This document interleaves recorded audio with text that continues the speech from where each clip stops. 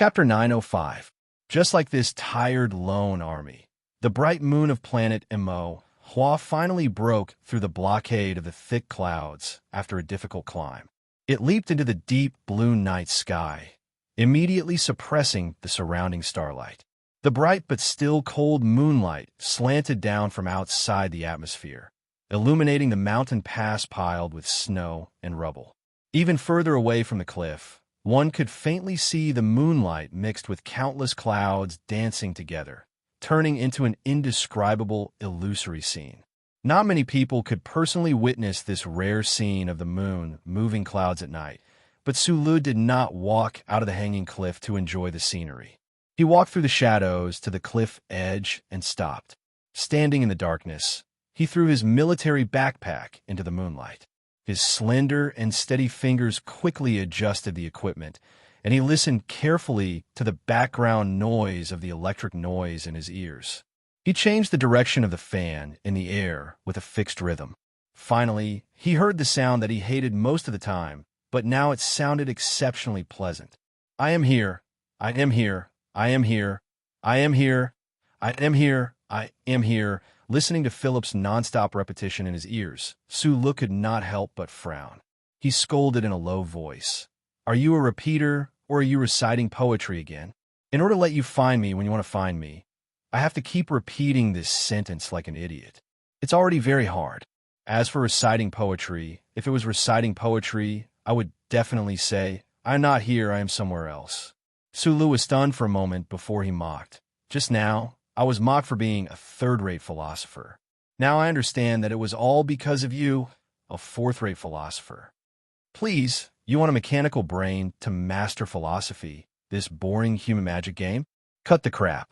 Sulu lowered his head and began to pack his military backpack. Hurry up and send a spaceship to pick us up. There are 14 people in total. You can calculate the location yourself.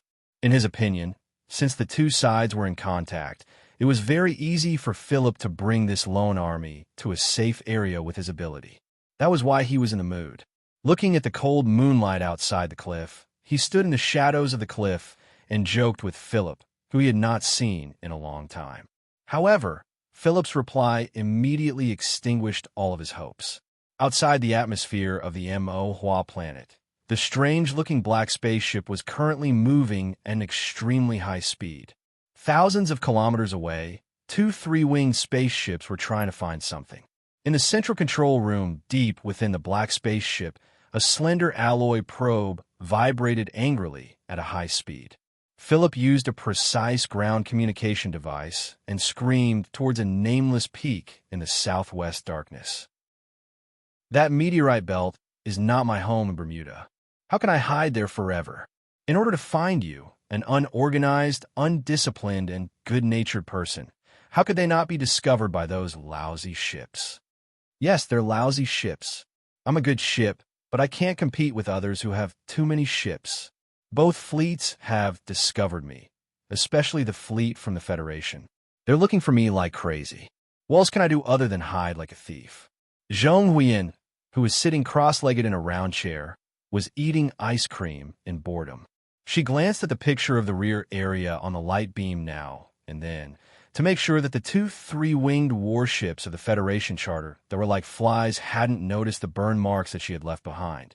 The beautiful girl had no interest in participating in this kind of scene that had happened frequently in the past 3 years. Although she was worried about Su Li's safety, she knew that Philip was telling the truth. In the past few hours, the Federation fleet had suddenly increased the patrols on the Dark Hemisphere. This seemingly omnipotent spaceship was almost surrounded by several giant ships several times. No one knew what Sulu said in the communication system, but the slender alloy sensor trembled more and more violently. Like a child whose pure feelings were hurt, she said angrily, I'm sorry. Of course, I have the ability to parachute onto the Mo Hua planet. Don't you know what I'm capable of? I only need to destroy 4 Federation warships, and I can easily take your lousy troops away. Philip's voice suddenly became solemn and dignified at this moment. According to my calculations, at least 23,556 Federation soldiers have died. Are you sure? There was a moment of silence in the control room. After hearing Su Li's answer, Philip said proudly, "I knew that a wavering pseudo-pacifist like you wouldn't have the ability or the determination to make such a decision. If you were Du Shaoqing, would I still hesitate?" Then his voice became serious again. "Give me some time. I've been trying to hack into the Federation's air and ground command network, but the cold, broken computer under the Federation's underground is obviously well prepared, and the progress is very slow. Let me tell you a piece of bad news. That guy's improved a lot." Xiong Lingquan looked at Su Lu, who was walking down the cliff, and noticed that his expression was a little strange. He frowned and asked, "What's wrong? I heard you talking to someone just now. I have a spaceship up there. Don't worry, there's no problem." Su Lu didn't put down the heavy marching backpack in his hand and directly said to everyone under the cliff, "Withdraw quickly after you've rested. We have to enter the clouds before dawn." No one hesitated. They pulled out the oxygen tubes in their noses, stood up, and began to organize their equipment. Paul, who had been squatting alone in the corner, silently took off the military blanket in his hand and returned it to Mountain Pao. Then, like before, he took the marching backpack from Su Li's hand. When Su Lu hung the heavy firearms around his neck and turned around to tie up Dongfang Yu, he found that Xiong Lingquan had already tied Dongfang Yu on his back and had already walked more than 10 meters away. He could vaguely hear Dongfang Yu mumbling on his broad back, "I'm a piece of trash, but now I've become a treasure that's being robbed." Su Lu smiled, snatched the heavy supply box from Monkey's hands, and strode forward. Nameless Peak still belonged to the Pingliang mountain range. After they crossed the pass, it was equivalent to crossing the entire mountain range and coming to the south. The terrain on this side of the peak was obviously much flatter. Although the distance between the 2 points was relatively far, at least it wasn't as difficult and dangerous as before. It didn't take too long for the team to re-enter the thick lead cloud from more than 5,000 meters above sea level. The clear light in the night sky was once again swallowed by the clouds, and the surroundings were dark. Only the close-range searchlight on the helmet and the fluorescent stick hanging from Monkeys, but at the forefront illuminated the path beneath their feet. In a sparse mountain willow forest, the team decided to temporarily rest for a while. Xiong Lingquan stood in front of the rock slope, pointed in front, and said, "Continue to walk for 30 kilometers in this direction, and you will see a large lake. Go around that lake, and you will reach Autumn Leaf Plains. Then pass through a gentle mountain, and you will reach the camp. If nothing happened to old Gu, he should be waiting for us in that camp now." Su Lu, who was standing beside him, narrowed his eyes and looked into the endless night. The base doesn't know the exact location of the camp. This is a habit of NTR. The location of the camp is strictly kept a secret. It was chosen at the last minute during the mission. Even the division headquarters doesn't know where the camp is. Sula nodded and narrowed his eyes. The fog around the rock peaks was actually the lead clouds that could be seen when looking up from the ground. It blocked out all the light in all directions, so they couldn't see the lake and autumn leaf plains that Xiong Lingquan had mentioned.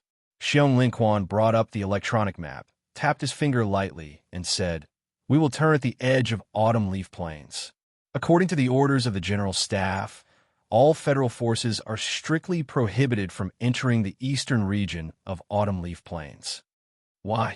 "I heard that the Academy of Sciences expert support team discovered that the graphite mine east of autumn leaf plains has mutated. The radiation is especially severe, and the human body can't withstand this kind of radiation at all. The detour will be longer, and the chances of encountering enemies will be higher." Sula looked at the clear red line on the electronic map and frowned. "Is the General Staff's statement reliable? Will there be any problems?" "The underground resistance has been sending in intelligence. There is a rich graphite mine below the plateau, but the Empire has never minded. This can be used as proof." Sulu agreed with this judgment after a moment of silence. He and Xiong Lingquan didn't notice that Dongfang Yu, who was sitting behind them, frowned after hearing this. "I'm still worried about the sky. We walked for too long outside the clouds just now. Will the base discover us?" Xiong Lingquan put away the electronic map, looked at Su Lu, and said worriedly, "The sensitivity of military satellites isn't high, but the Bureau of Proclamation must have scattered countless signal relay stations in the sky above the southwest war zone. Those things are very good at capturing the pulse of the identity chip. Speaking of this, he subconsciously touched the back of his neck and laughed self-deprecatingly. I've lived for almost 40 years, and there are only a few times when I remember that I have a chip buried in my neck. Only now do I realize that this thing is really deadly. Boss, is the chip behind your neck still there? Does the Empire have a way to take it out? If the Empire had such advanced technology, this war wouldn't have started at all. Su Lu replied with a smile. He didn't discuss this further. He patted Xiong Lin Chuan's shoulder and said, "Don't worry about the glory of the charter. Just keep walking. It'll be fine as long as we don't run into the enemy." From the beginning of their escape until now, no one in the team had noticed that there was a small device in Su Li's jacket pocket that kept emitting a faint blue light, an invisible blue light. Going all the way down from the nameless mountain pass, the exhausted team had just left the lead clouds and entered the thick fog. This strange fog cast a layer of ominous foreboding in the team's hearts. According to the Federal Forces military manual, Hua Planet, especially the southwest mining zone, had never had such a large and continuous foggy weather in this season. Just as the atmosphere of the team was oppressed to the extreme by the thick fog, the surrounding environment suddenly changed rapidly. The fog was disappearing at a speed visible to the naked eye. To be more precise, it was being absorbed by some strange force and then evaporated without a trace. The sky at the end of the rugged mountain path suddenly brightened, and a tranquil lake appeared before everyone's eyes. However, the disappearing fog was not a gift from the sky, but the influence of the human war. The team members on a mountain path saw the densely packed mecha and armored vehicles by the lake, saw the bullet lines dancing in the sky, and felt the blazing artillery fire that was enough to evaporate the fog. They were so shocked that they couldn't say anything. They were witnessing the decisive final battle between the Federation and the Empire in the Southwest War Zone. Chapter 906. Hundreds of cruise missiles whizzed over from the distant horizon. With an irresistible, terrifying power, they smashed into the enemy's base. Following the violent explosion, countless suns rose above the lakeside field at the same time, making the real sun outside the lead clouds even dimmer. The high temperature represented by the blazing white light instantly evaporated the thick fog that shrouded the battlefield. Beside the remains of the armored vehicles that were blown away, hundreds of clusters of thick smoke spread out ferociously. Countless black dust condensed into clouds that covered the lakeside and blocked everyone's sight. Accompanied by ear-numbing, terrifying screeching noises, the level-fired dense arrays of the Federation and the Imperium opened fire at the same time. Threads of light that were even denser than the heavy rain tore through the air above the lake at a high speed. Tens of thousands of fine red threads of light melted the last remaining fog in the air and landed on the enemy's position. Every thin light thread was a dense artillery shell. Tens of thousands of artillery shells exploded on the fields around the lake at the same time. It was a spectacular scene with terrifying power. The black soil of the frontmost area was all blown up by the intense bombardment. Countless miserable holes appeared on the temporary alloy bunker built by the engineering mechas. Even Su Lu and the others, who were standing at the foot of the nameless mountain more than 10 kilometers away, could feel the ground trembling slightly. From time to time, artillery fire would land on the surface of the lake. Although the probability of the dense artillery fire deviating from its trajectory was not high, because of the high frequency of firing on the battlefield, the lake between the two armies, which was originally as calm as a mirror, began to surge with wave after wave. The water splashed with the mud at the bottom of the lake, and the corpses of countless silver fish that had been shaken to death began to pile up on the shore. Xiong Linquan and the others stood at the foot of the nameless mountain and silently watched the battlefield through the telescopes in their individual helmets. Their expressions were extremely complicated. Because of the distance between them and the battlefield, the loud explosions sounded somewhat muffled and soft in their ears. However, they could feel the earth-shaking momentum. They couldn't hear the screams on the battlefield, but they could imagine how many of their comrades were screaming in pain and then dying. Just as they were lamenting, or perhaps they didn't even have the time to sigh, the Federation and Empire mecha on the battlefield began to charge. Hundreds of the most advanced military mecha in the universe stepped on the soft ground, waving their fire-spitting mechanical arms, and collided with each other like two unstoppable mountain-splitting axes. Ever since the Federation had successfully developed the MX mecha and the Empire had successfully developed the Wolf Fang mecha, military mecha were no longer synonymous with clumsiness. Instead, they had become terrifying war machines that combine mobility and destructive power perfectly. They had become the main force of direct combat. In this intergalactic war that lasted for many years, countless MX and Wolf Fang mechas fought fiercely on the surface of dozens of planets. Black and green cold alloy torrents clashed with each other, playing out from time to time. However, after witnessing the scene of hundreds of mecha charging forward at high speed, the people at the foot of Nameless Peak still felt an unprecedented fear. It was as if they could clearly hear the terrifying sound of those sturdy alloy armors being deformed under the high-speed collisions. It was as if they could hear with their own ears the clicking sound of Darren's rotary cannon firing a rain of bullets. There were sounds of collisions, shooting, snapping, and explosions. The sound of drums filled the air. The sound of war drums. The combined forces of the Federation and the Empire's main forces that were battling on the plains by the lake definitely exceeded the number of 4 combined mecha divisions.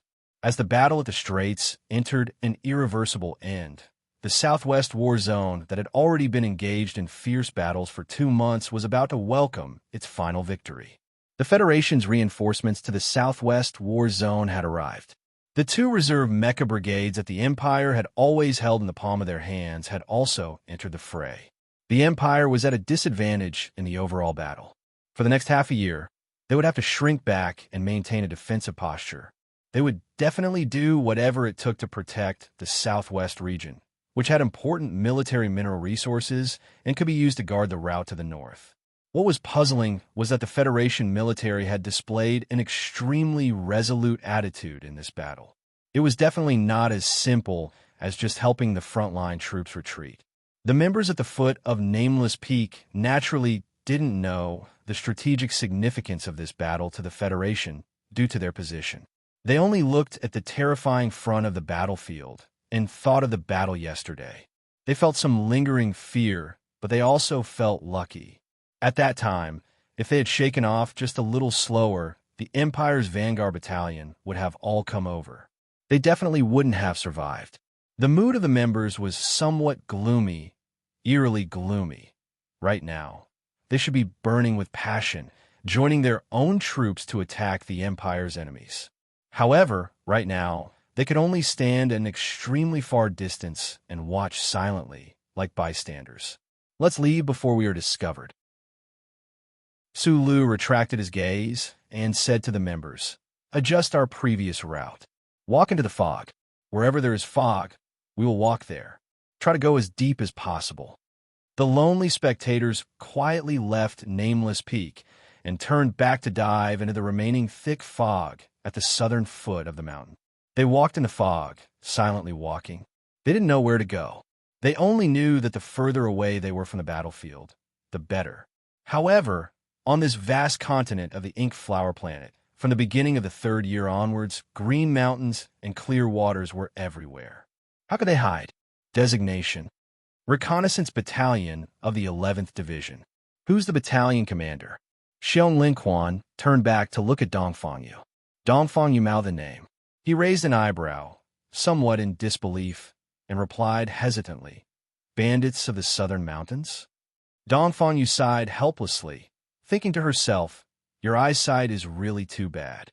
How could you really think of the Southern Mountains as bandits of the Southern Mountains?" At the other end of the fog, a narrow path could be vaguely seen between 2 boulders. At the other end of the path, the Federation soldier asked in a low voice, "Why is there no authentication signal?" Walking in the fog, it was very difficult to see anything more than 10 meters away. In order to prevent the signal from leaking out, Xiong Linquan had ordered the members to turn off all surveillance equipment. There was simply no way to predict what kind of situation they would encounter. Thus, they were extremely unlucky to have run into this Federation soldier who was either alone or on sentry duty.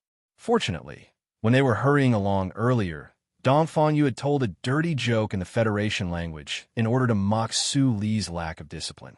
Otherwise, the team would have very likely been shot in the back by the other party. When he thought of this, Xiong Linquan felt some lingering fear.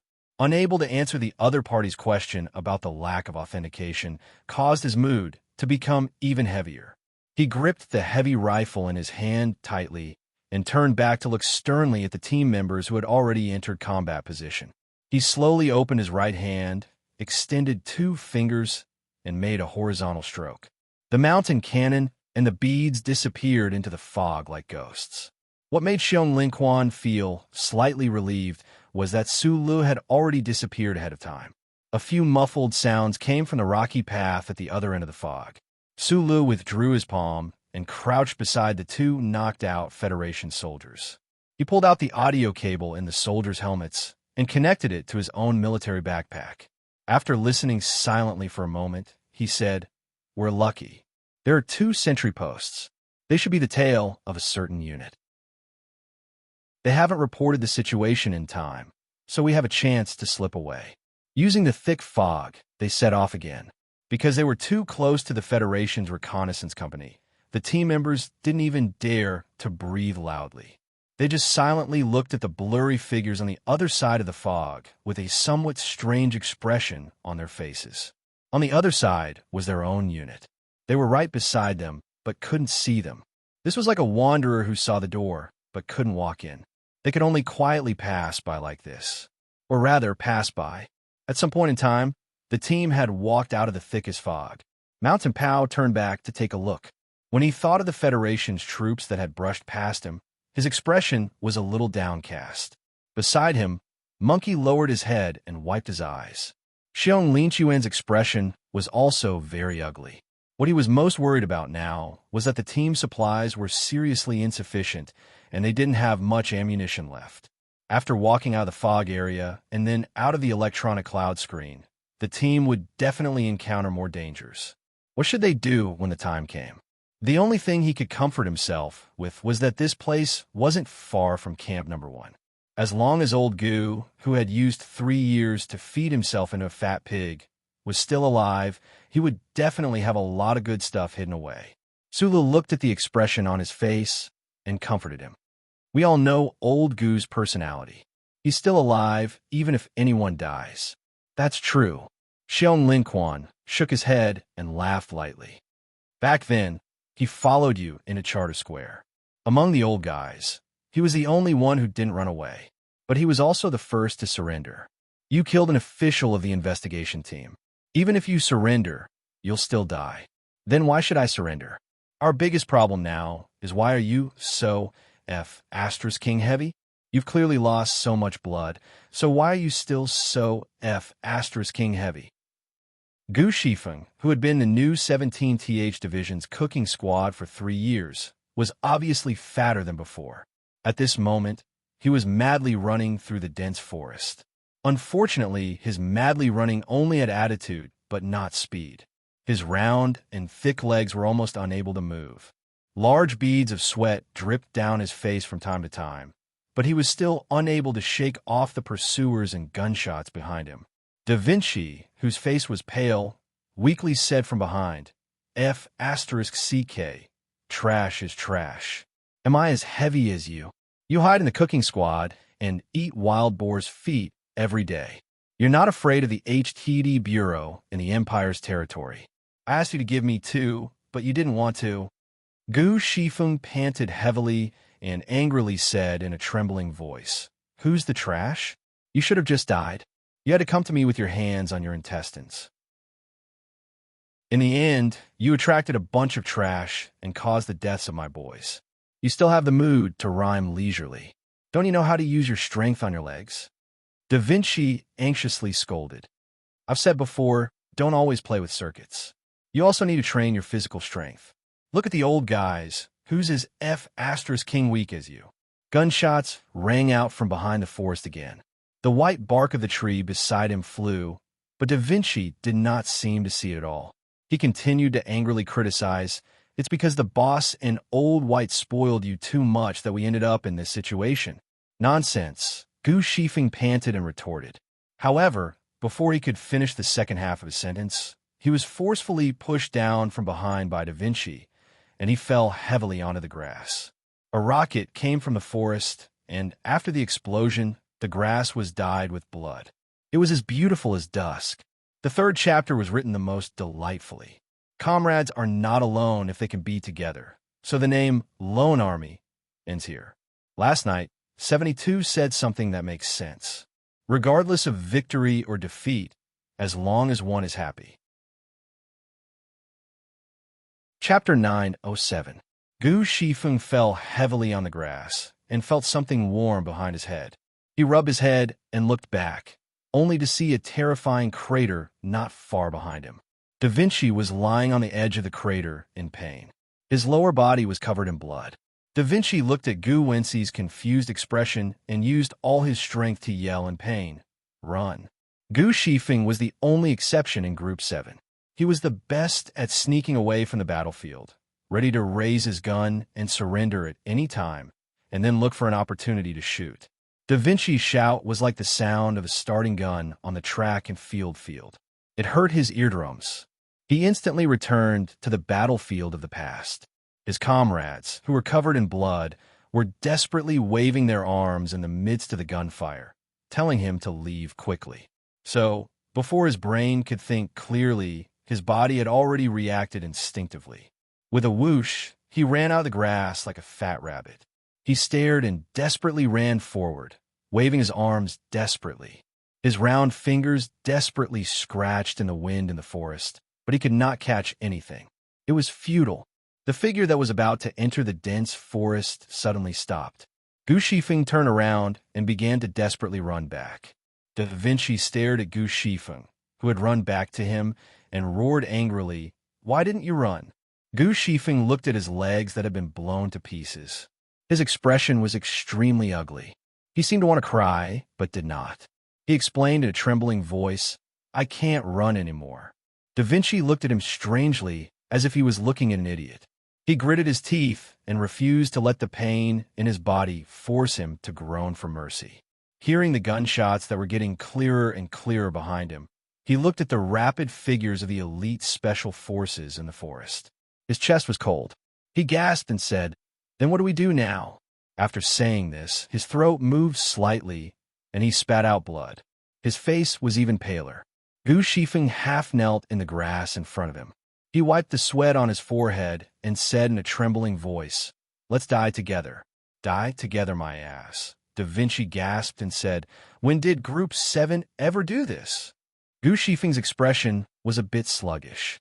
After a moment, she said, "I already said that I'm the special one.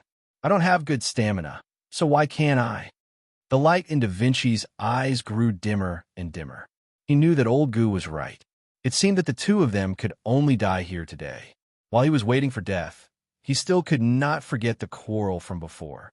He struggled to ask intermittently, "You just now said nonsense. What do you mean?" Gu Shifeng sat down in the grass and didn't even look at the figures of the Special Forces members who had already rushed out of the forest. She panted and said, "I'm the best at electric control in Group 7. Boss and old by spoil me because they value talent." It was unknown whether it was the final radiance of the setting sun or the burning of his life, but Da Vinci's breathing became much steadier. His face was extremely pale due to excessive blood loss, but he still had the mood to ridicule.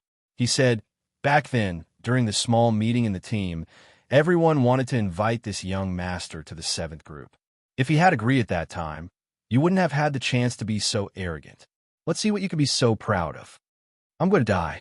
Gu Shifeng rubbed her hair in frustration and then cried in pain. "Da Vinci, you're going to die too." "I'm going to die too. Don't be afraid." Da Vinci lay on his back in the blood-soaked grass. With his increasingly blurred vision, He looked at the enemies who were closing in on him. He said in a low and trembling voice, "Don't be afraid. Ever since I came to the West Woods, I won't be afraid anymore." A clear gunshot rang out from an unknown direction in the forest and reverberated in the air. Gu Shifeng knew that these pursuers were more cold-blooded and cruel than the people of the Empire. They would never give him any chance to pretend to surrender and shoot him in the back. Thus, when the gunshot rang out, he closed his eyes. He didn't want to use his dirty tactics against those black barrels out of habit. He didn't want to embarrass Group 7 in the last moments of his life. The gunshot rang out, reverberated, and then disappeared. It was only a very short period of time, but to Gu Shifeng, it was as long as his own life. After the incident, he even insisted that he saw all the important scenes from his birth to his death, including the first time he fired a gun on the battlefield and the first time he visited a prostitute. Why wasn't it as painful as the previous few times? Or was it because people didn't feel pain after they died? Gu Shifeng, who was holding Da Vinci's body in his arms, opened his eyes hesitantly after what he thought was a very long period of time. Then he saw a scene that he never expected. His dry mouth opened subconsciously, but he didn't make any sound. 20 meters away, the Federation Special Forces soldier who was aiming a Kian-like gun at him suddenly had a delicate and round hole appear between his eyebrows. Then, a terrifying blood-soaked flower bloomed from the hole. Bang! The clear and dull gunshot rang out from behind the forest again. Then a second and third gunshot rang out. It was as clear as music. The few Federation Special Forces elites who were about to pull the trigger and kill Gu Shifeng and Da Vinci suddenly had countless bloody holes appear on their bodies. After a series of muffled popping sounds, their bodies trembled violently, and they fell to the ground dead. Then a grenade dragged a long tail and flew in a crooked manner in the forest. It whistled through the air above the grass at high speed and pierced into the back of the forest like a poisonous snake. It accurately hit and instantly destroyed an armored mountain vehicle behind the forest. Su Li's left foot was in front of him, and his right foot was behind him. His body was as calm and straight as a poplar tree. The modified gun in his hands made muffled sounds with a steady rhythm. Every time there was a flash of light, a Special Forces soldier from the Small-Eyed Special Forces would fall to the ground in the forest. The distance wasn't too far, and the positions he chose to shoot were all focused on the heads and throats of the Special Forces soldiers. Blood kept spurting out between the eyebrows and throats of the Special Forces soldiers, and they fell like wheat that had been cut down by the muzzle of his gun. Under the big tree a few meters away, the ashen-faced Xiong Linquan had already activated the heavy gun in his hands. The whistling rain of bullets was like the fishing net of the Grim Reaper, trapping the scattered enemies within. Every time the net was pulled, a piece of flesh would be torn apart. After the team's last grenade successfully destroyed the armored mountain vehicle, this sudden battle ended. The battle ended too quickly. The few startled birds on the treetops didn't even have time to fly away. The forest quickly returned to silence. Only the bloody corpses and the burnt yellow bark on the ground proved what had happened in the short span of a dozen seconds. When the team members cleared the periphery of the forest, they captured 4 injured captives. However, at this time, no one cared about these guys. Everyone anxiously ran back to the grass and came to Gu Shifeng and Da Vinci's side. Looking at the crying Gu Shifeng and the shocking blood on the grass, everyone's expression gradually stiffened. Chapter 908. The team members surrounded Da Vinci in silence as they looked at him lying in a pool of blood. Their hands that were holding their guns became extremely stiff. Small bubbles of blood slowly seeped out of his tattered pants, and they could even see the broken bones. His legs were probably crippled. What was more serious was that he had been shot twice in the chest and abdomen a few days ago in the camp. He had miraculously recovered during the escape, but now the wound had opened up again. Although Da Vinci had always boasted himself as the number 2 cockroach of Group 7, and although he had perfectly displayed his powerful vitality during the process of escaping alone in the forest The heavy injuries had ultimately defeated his body and spirit. He was like a helpless pale youth, lying in Goose Shifeng's arms on the verge of death, and his eyes gradually lost their luster. The team members opened the glass screen of their individual helmets and smelled the smell of blood on the grass. They began to call Da Vinci's name, wanting to accompany him on his last journey. Xiong Linquan's face was livid. He turned around and threw his helmet away, creating a deep hole in the wet grass. However, he still could not vent the emotions in his heart at the moment. Su Lu squatted down and picked up Da Vinci's body from Goose Shifeng's arms, who was about to faint from crying. He laid him flat on the soft grass, pulled out a tourniquet from his waist, and forcefully wrapped it around Da Vinci's thighs. He then tied a knot. Su Li's movements were very fast. As soon as the knot was tied, he took out the high-efficiency hormone injection from his military backpack. He quickly tore open the outer packaging, aimed the round needle at Da Vinci's chest, and forcefully pushed it down. The hormone injection was quickly injected into Da Vinci's body. Da Vinci did not know whether it was the effect of the drug, or because he felt that there were many people around him. He opened his eyes with difficulty and stared at the blurry figure beside him.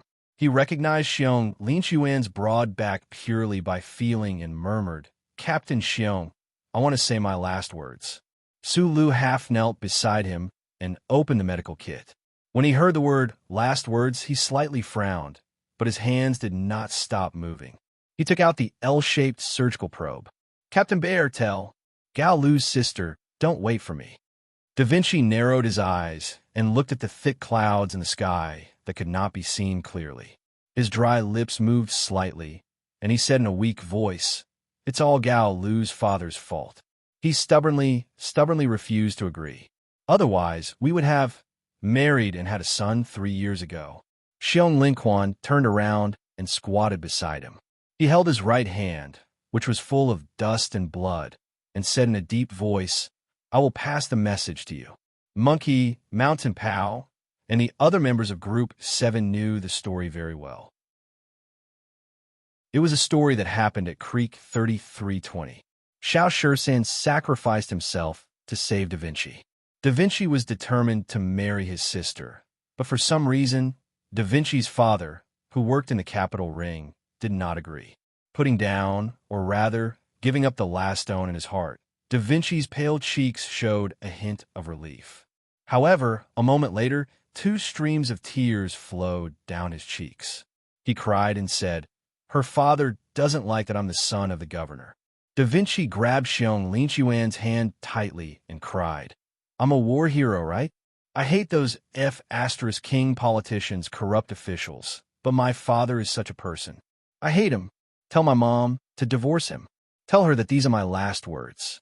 Mom, I miss you." Although they were all soldiers who were used to life and death on the battlefield, when they saw Da Vinci, who was usually the most unyielding, crying and calling for his mother in the face of death, many of the men on the grass still had tears in their eyes. Da Vinci's head fell to the side weakly, and then a blurry figure entered his eyes. This figure was very important to him and very familiar, but he had not seen it for a long time. "Boss, am I seeing things, or am I going to die? How can I see you?" Su Lu heard Da Vinci's muttering question, but he did not answer. At this time, he was burying his head and treating the terrible injuries on his lower body. He had just finished mixing the 3rd blood coagulation injection and was preparing to remove the terrible shrapnel between the flesh and blood. "Da Vinci, you didn't see wrong. It's the boss. The boss is back. The boss is here to take us out of this damn place. You can't die." Shan Pao roared anxiously and then begged Su Lu, "Boss, say something." Su Lu was still silent. He listened carefully to Da Vinci's breath that was getting weaker and weaker. His pair of knife-like thick eyebrows became tighter and tighter, and his heart became colder and colder. In the 68th year of the constitutional calendar, the Federation government under the leadership of President Pabre began a series of operations in order to restore the glory of the 17th Division War God. In this operation, More than 100 soldiers of the Federation's nobles who were happily gilding themselves in the 83-84 garrison unit of the port city were secretly sent to Sillin and began to receive Group 7's devilish training. The three demonic instructors, Su Lu by Magnolia and Xiong Linquan, left a deep impression on those children that would never be erased for the rest of their lives. It was no exaggeration to say that it changed their lives, because from then on, they were no longer the dandy children of the Federation who were ridiculed behind their backs. Instead, they became members of the federal military's illustrious group of heroes. Among those new members of the noble families, Da Vinci and Shi Peng had the best military qualities. Shi Peng couldn't get rid of her old entanglements and left Group 7 early. Da Vinci stayed and quickly showed his outstanding side, becoming the first new member to follow the old members on missions. Su Lu silently looked at Da Vinci's pale cheeks and closed eyes. He naturally recalled the sweat on the West Woods field, the liquor in the auditorium, and the blood on the battlefield. He silently paid respect to the soldiers who were about to die. His father was the governor of Xixia State, but he was just an ordinary soldier on the front line. This was not something that anyone could do. Xiong Linquan's face was ashen as he looked at Gu Shifeng and asked, "Where are the others in the camp?" Gu Shifeng retracted her shocked gaze from Su Lu and said dejectedly, "They're all dead." NTR Group's forward camp was located in an extremely remote location, and their disguise was extremely good. However, they still couldn't escape the Federation's search. A total of 200 people from the Small Eyes Special Forces took a fighter and launched a surprise attack. The camp, which only had a dozen members, was instantly destroyed. Only Gu Shifeng and Da Vinci managed to hide ahead of time. Hearing this, Xiong Linquan's face turned even uglier. He walked behind Su Lu and whispered the names of a few people who had died in the camp. Su Li's eyebrows slowly rose. Those familiar names represented fresh faces.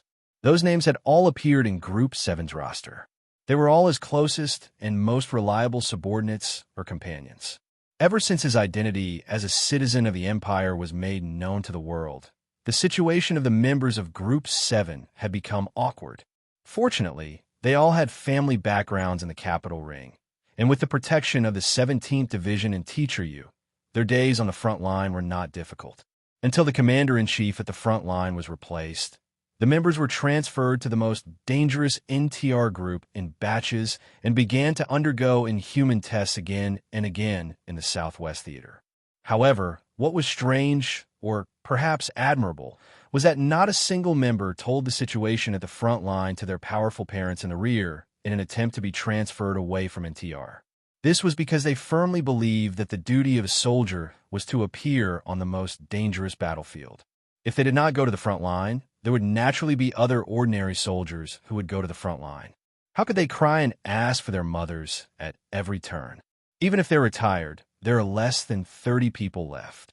Sula looked at the few members around him and silently calculated in his mind.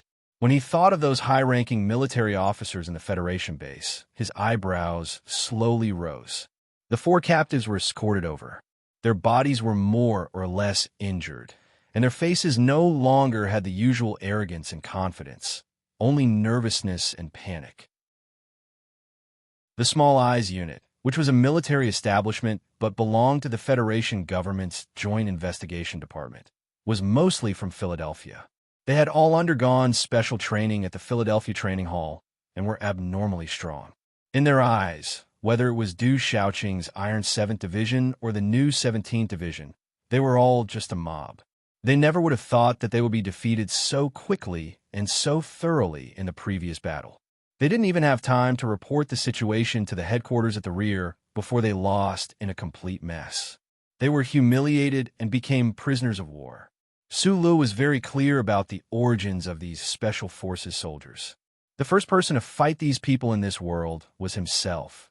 To be more precise, when the Federation's Small Eyes Unit was first established, their only purpose was to capture or kill him. He stared at the Small Eyes blood seal on the captive's shoulders and said, "You are Li Jiedu's men." The captives did not answer his question. Instead, the officer looked at Su Li's face and his expression became more and more strange. He said in shock, "You are Sulu." After a moment, he seemed to understand something. He looked at the people around him and roared angrily. "You are indeed colluding with the people of the Empire." The officer stared into Xiong Linchuan's eyes and threatened coldly, "I suggest you let us go immediately and surrender. Otherwise, you will definitely regret what you did today." The sound of the gun being loaded rang out. Xiong Linquan glared with his blood-red eyes, raised the barrel in his hand, and aimed it at the officer's forehead. He roared furiously, "I'll make you regret what you've done today." Gu Shifeng, who was being supported by Shan Pao, said in pain, "Kill them and avenge our brothers." The officer of the Small Eyes Combat Unit looked at the muzzle of the gun that was inches away from him. His face turned pale from fear, but his eyes were unusually bright. He roared forcefully, "You dare to kill the captives?"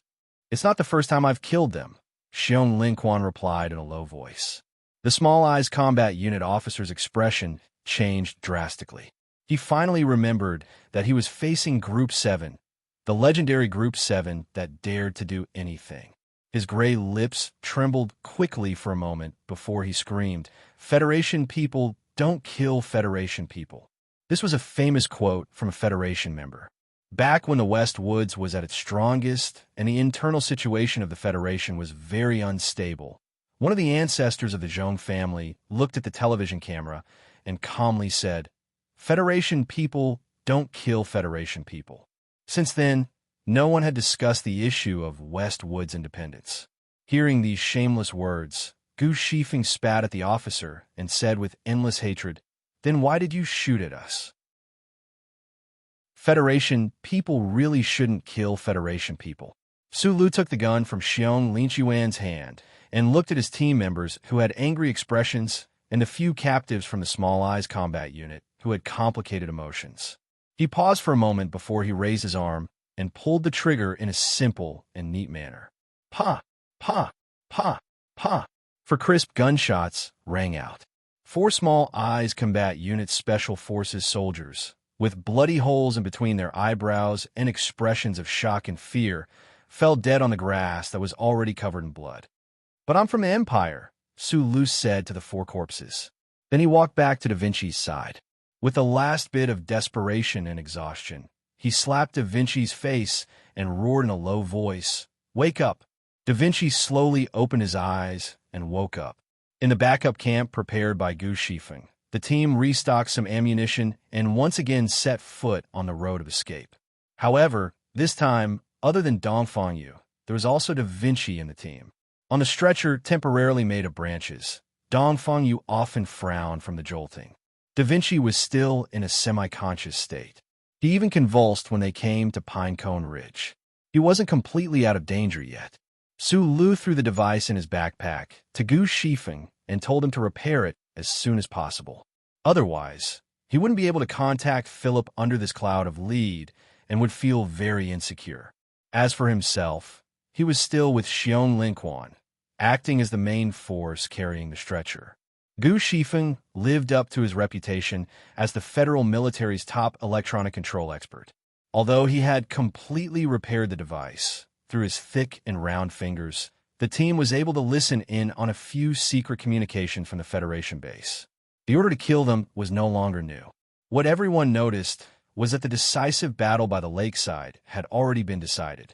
The remnants of the Empire's army were scattered in a corner of the southwest war zone. The wider plains had already been completely occupied by the federal forces. I still feel that we should return to base and tell everyone the truth.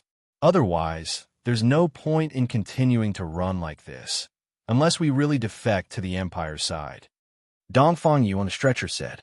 Sulu frowned and said, "The key is that those people in the base won't give us a chance to speak. They don't ask us questions, only bullets. You shouldn't have been so impulsive as to kill those 4 captives." Dongfang Yu coughed painfully and said, "Now, even if I want to explain it, I won't be able to." After a moment of silence, Sulu said, "You're not a member of Group 7. You don't understand that we rarely say anything. We're only used to doing things." The team silently walked through the fog-shrouded mountain forest. After a long period of silence, Dong Fong Yu on the stretcher suddenly said in a hoarse voice, "I know a relatively safe place. It's just a matter of whether you dare to go or not." Chapter 909. Where is it? Sulu asked. BG Plateau. Dongfang Yu mentioned an unfamiliar place. Xiong Linquan, who was in front of stretcher, frowned and asked, "Isn't that the radiation zone we mentioned before? It's just beside Akihabara. It's not big, only about 2,000 square kilometers. If you want to pass through Akihabara without being exposed to the military satellites, you might as well go through BG Plateau. As long as there are no problems along the way and you can successfully break into that area, then the Federation's ground forces won't pose any trouble. Because of the radiation, the Federation's ground forces have never dared to enter BG Plateau. Naturally, it's not a problem," Xiong Linquan said angrily. Xiong Linquan said angrily, "But we're not a bunch of monsters in lead jackets. The radiation itself is the biggest problem." Dongfang Yu rolled over on the stretcher with difficulty and looked at the shadow fragments of the sky formed by the leaves of the dense forest above his head. After a moment of silence, he said, "Actually, federal forces have gone in before. To be precise, there have always been federal forces inside." Sulu frowned and looked at him. After a moment of silence, he asked, "You've gone in before?" "The four strongest divisions of NTR went in 2 years ago. Trust me, the radiation on the surface of the plateau is not very harmful to the human body," Dongfang Yu said indifferently. Dongfang Yu said indifferently, "You don't have to ask why I dare to let you go to the plateau when there are Federation troops inside. The reason is very simple. It's because the Federation troops left on the plateau are all engineers, and they should be underground." Sulu and Xiong Linquan looked at each other. They somewhat believed Dongfang Yu's words, but they could not completely believe it. This was because after this person finished speaking, he shut his mouth tightly and refused to provide any more details, nor was he willing to talk about his experience when he went in before. In a valley, the team stopped temporarily to discuss the route forward. Sula looked at Da Vinci, who was still unconscious, and then at Gu Shifeng, who was busy repairing the equipment. He said, "Our destination is now the Golan Highlands, which is close to the Straits War Zone. I can't explain why I chose that highland for the time being, but I believe it's the best choice. For the past 3 years, the entire Mo Hua planet had been a battlefield. Now, this small team had no base or backup. Everywhere they looked, they were surrounded by enemies. They were in a desperate situation and did not know where to go. Needless to say, their trust in Su Lu was so firm and even blind that nobody remembered that he was a citizen of the Imperium. Even if any one of them were to offer an opinion, they would probably all agree. The problem now is how to get there. The original plan was to force our way through the foothills of Autumn Leaf Field, but this path is very dangerous, especially after we pass through the Lead Cloud electronic shield. The base can discover our position at any time. We are carrying 2 seriously injured people, so it is impossible for us to move too quickly." Sulu continued. Dongfang just gave a suggestion. "The team will go directly from Autumn Leaf Plain to the BG Plateau, and then go through the tundra to reach the Golan Highlands. This route is easier to take, but you should have heard that the BG Plateau has abnormal radiation. The Federal Forces and the Imperium don't dare to enter." Then, he repeated Dongfang Yu's reasoning. The team members fell silent, each thinking. At this moment, Gu Shifeng suddenly stopped repairing the equipment and looked up at Su Lu. According to the records, the Imperium has been migrating to Mo Hua planet for several thousand years. The Baijin dynasty's mining of graphite began fully 600 years ago. If the radiation of the highlands is as Dongfang said, and not as serious as what the military said, then why has the Imperium not dared to enter? Why did they leave the rich graphite or under the highland alone? Gu Shifeng looked at Dongfang Yu on the stretcher and said, "I'm not suspecting that your suggestion has any evil intentions, but I think it doesn't make sense logically." Faced with everyone's questioning gazes, Dongfang Yu said with an expressionless voice, "I can't explain it, but speaking of logic, the Imperium's people have always been creatures without logic.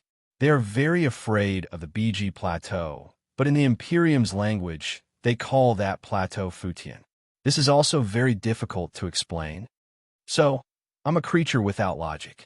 No wonder Professor Lin was so disappointed in my theoretical physics and mathematics standards back then. Su Lu thought to himself in a self-deprecating manner. Then, he looked up at everyone and said, "Since that's the case, we'll follow the edge of autumn leaf plains. That dry water dividing line is at the edge of the lead clouds, so it's relatively safe. If we encounter a large force of the Federation or an extremely dangerous situation, we'll immediately retreat to the highlands." After confirming their destination and route, the team, who had been through hundreds of battles, had a rare moment of relaxation. This was especially so after crossing Pinecone Ridge for the second time, where they had unexpectedly captured 4 scattered Imperium soldiers. Due to their lack of manpower, they could actually take turns carrying the stretcher. However, words like relaxation and joy could not accompany people's escape forever. On the contrary, in all sorts of adventure novels, escape was always a synonym for bad luck. Therefore, less than 4 hours after the team set foot on Autumn Leaf Plains, they encountered a reinforced Federation company at a mountain pass shrouded in a thin layer of fog. Not every sudden battle would have a sudden and perfect ending like the previous few. There were less than 10 people left in the team who could fight, and they still had to monitor the 4 Imperium prisoners responsible for carrying the stretcher. Suddenly encountering a reinforced company of more than 120 people, they were immediately suppressed to the point where they couldn't even raise their heads. Danger surrounded them. Through the thin fog, Su Li's expression was extremely grim as he looked at the Federation soldiers moving toward the cliff. From time to time, bullets whistled past his head and pierced deeply into the hard black cliff. The shrapnel that shot out struck his back and caused him a burning pain. A muffled explosion came from the west. The explosives set by Gu Shifeng and the near-perfect geomechanics calculation once again played a crucial role. Hundreds of tons of rocks rolled down from the mountain stream, accurately and dangerously brushing against the highlands as they roared down. They heavily smashed into the west side of the mountain path and shook the entire valley. The team was currently controlling a cliff with excellent terrain. Looking down from above, with the help of the thin fog, it wasn't difficult to defend. After the rocks blocked the enemy's path of attack from the west, they didn't feel too much of a problem. However, battle was not a game of chess. Everyone, including Su Lu, knew that with just these cliffs and rocks, there was no way they could stop the attacks of a reinforced Federation company. Although the enemy didn't have mecha, their firepower was too strong. Therefore, they had to retreat as quickly as possible. However, Monkey, who was in charge of finding a path, still hadn't replied. "We need to hold on for at least 2 more minutes." Xiong Lingquan crawled to Su Li's side and shouted amidst the dense gunfire, "We need to find a path that the heavily injured can pass through. We can't hold on anymore." Su Lu casually fired a shot at the bottom of the cliff. Looking at the clear and organized fan-shaped attack formation of the reinforced Federation company, he said in a low voice, "There are too few shooting points. We can't form a suppressive fire net." They didn't know which division the Federation company at the bottom of the cliff belonged to, but after knowing their identity, they fired without any hesitation. They were even more resolute and certain than when they were shooting at the Empire people. This bravery made Xiong Lingquan and the others extremely angry. They were all Federation people. If they could avoid fighting, that would be for the best. Even if they were forced to fight by their superiors, did they really have to fight so viciously? Amidst the dense gunfire, there were occasional grunts from the team members. Although there weren't many of them, considering the advantage of the terrain they controlled and the number of people they had, it was clear that this battle was going to be very tragic. Xiong Lingquan knew that Su Lu was right. If they wanted to form an effective suppressive fire net, they had enough guns and ammunition, but they didn't have enough people. Thinking of this, his gaze couldn't help but fall on the captives of the Empire, and his brows furrowed tightly. There was a gap in the cliff that looked like a natural trench. Da Vinci and Dongfang were both heavily injured, and Su Lu, Xiong Lingquan, and Gu Shifeng were all here. Noticing Xiong Lin Xuan's gaze, Su Lun knew what he was hesitating about. He pursed his lips tightly and didn't say anything. Gu Shifeng, however, directly shouted, "Don't hesitate. Hurry up and give them the guns. At this time, everyone is going to die. They won't betray us." Dongfang Yu angrily stared into Xiong Lin Xuan's eyes and struggled to sit up. However, he fell heavily back onto the stretcher and roared with a hoarse voice, "You dare! If you give the guns to the Empire people to kill our own comrades, I'll kill you." Gu Shifeng glared at him and roared back, "Look clearly. It's our comrades who are trying to kill us at all costs. I don't want to King die like this." Dongfang Yu continued to roar angrily. Xiong Lin Quan didn't say anything. He just silently opened his weapon bag, took out the guns, and threw them to the four nervous and frustrated Empire prisoners. Then, he handed one to Paul, who was behind Su Lu, and said in a deep voice, "Do what you did when you were in the army." Throughout the entire process, Xiong Lin Quan didn't ask for Su Li's permission. He didn't even look at him because he knew that he could only make this difficult decision. After Paul took the gun, he ran to the fire control point on the south side without hesitation. He lay down on the cliff and began to steadily shoot down. After the other four Empire prisoners received the guns, they were stunned for a long time before they reacted. They walked to their positions in shock and started to shoot together. This team, which was already extremely complicated to begin with, became even more indescribable. The sounds of gunfire on the cliff suddenly became dense. The war heroes of the Federation and the Empire prisoners held the same guns and interacted like comrades. They covered each other and made all kinds of simple tactical gestures. They even began to worry about each other's safety. They came from different planets and belonged to different races that had been hostile to each other for many years.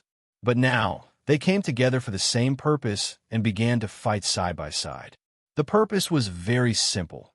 It wasn't for the glory of their race, the rise and fall of their country, or hatred. It wasn't for the interests that the merchants valued the most. It was just for survival.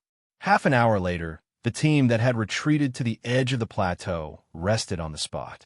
In the gloomy twilight, Su Lu looked at the team that had shrunk in number, looked at the team members in ragged clothes, looked at the nervous captives of the Imperium, and felt the suffocating atmosphere.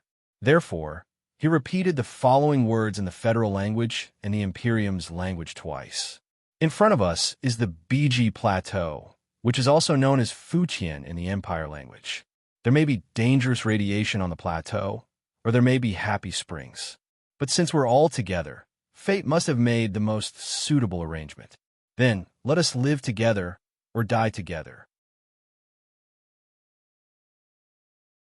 Chapter 9-10. 10 days was a long plot. There were many points that I liked, many points that I had prepared for a long time, and many parts that I would get excited when I looked at the outline.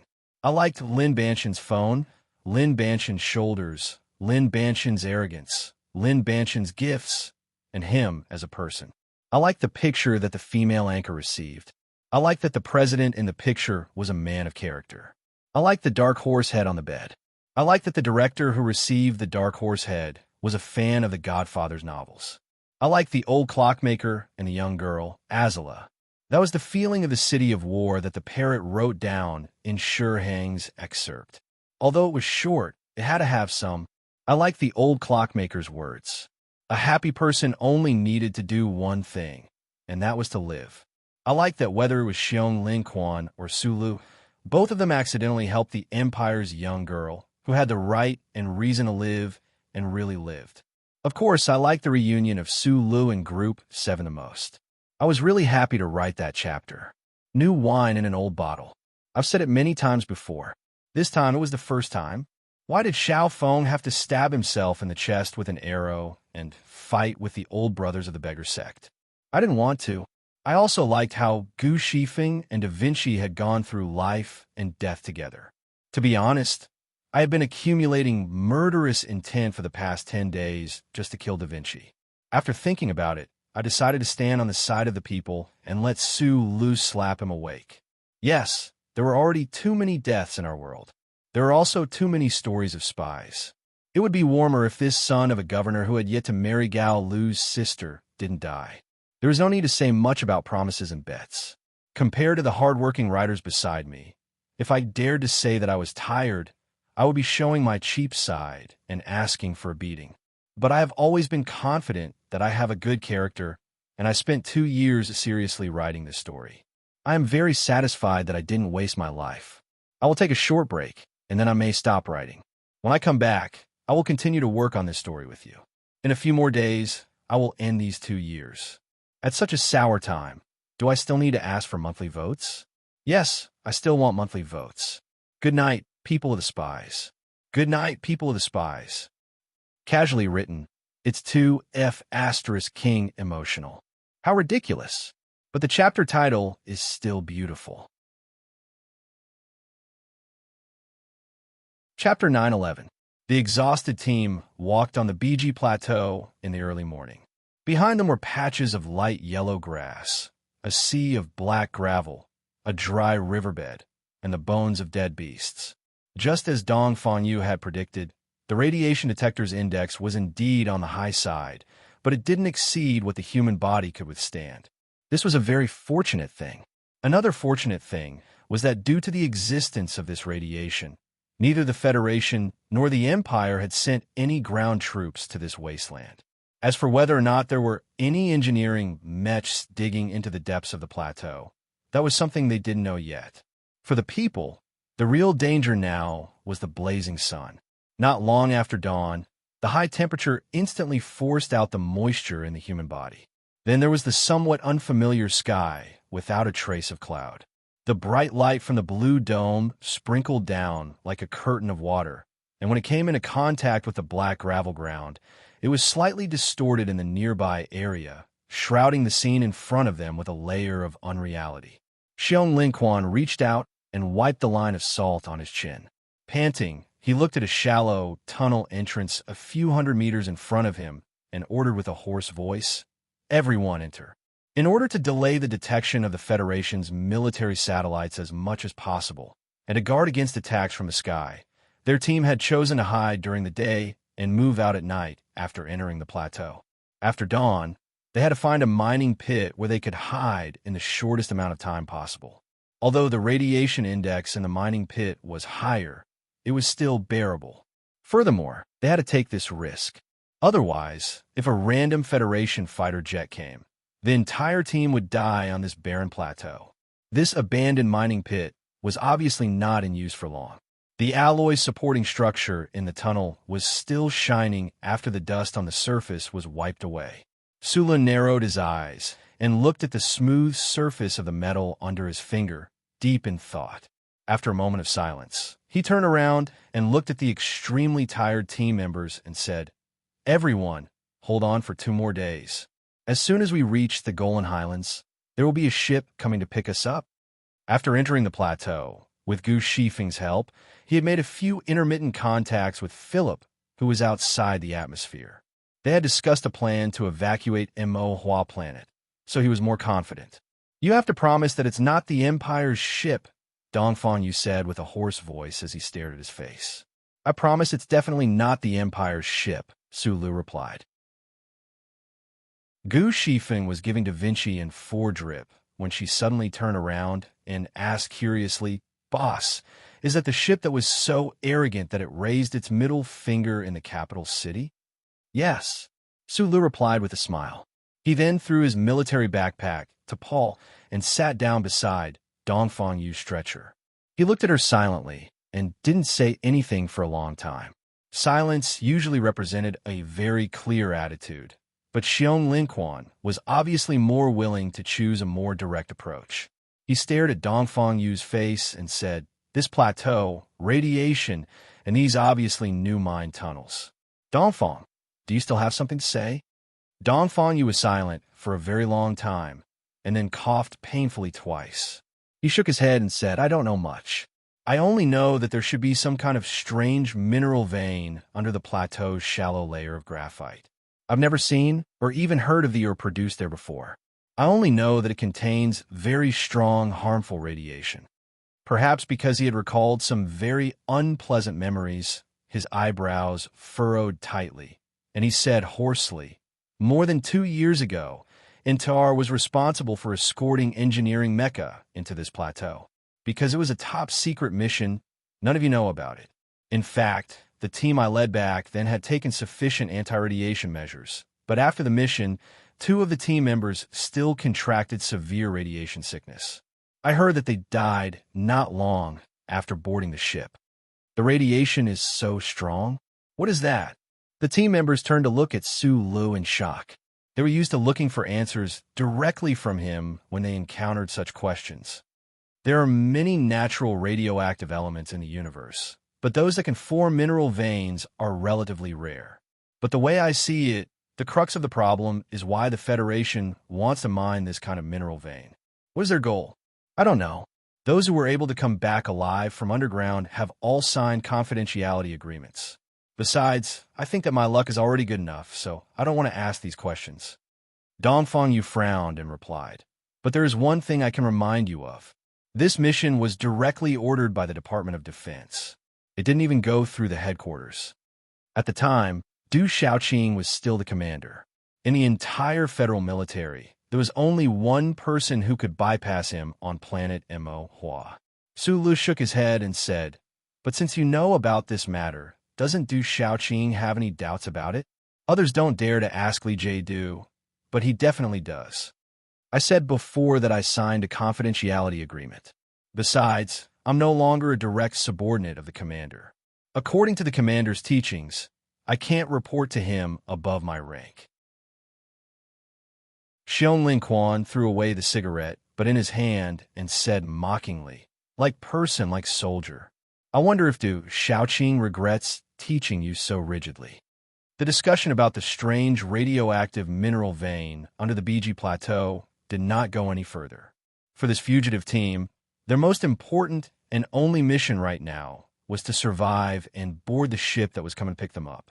The federal military upper echelons, or to be more precise, General Li Jiedu, had given the order to excavate this mineral was not a question that they had the energy and ability to think about right now. Even if they had a strong sense of justice and decided to maintain the peace of the universe, there was no way they could go deep into the plateau in this exhausted and broken state. Is a new type of alternative energy source or something? Su Lu walked to the end of the deep tunnel and looked at the slightly wet rock wall. The suspicion that had just appeared in his heart was immediately overthrown. According to the radiation intensity described by Dongfang Yu, it would be very difficult to turn this mineral into a stable and reliable energy source. Sitting down next to the stretcher, he looked at Da Vinci, who was still in a semi-conscious state. Sensing his increasingly long and steady breathing, he couldn't help but narrow his eyes. Why did he not feel any discomfort in such a low-intensity radiation environment? On the contrary, he even felt somewhat comfortable. It was hard to describe the feeling.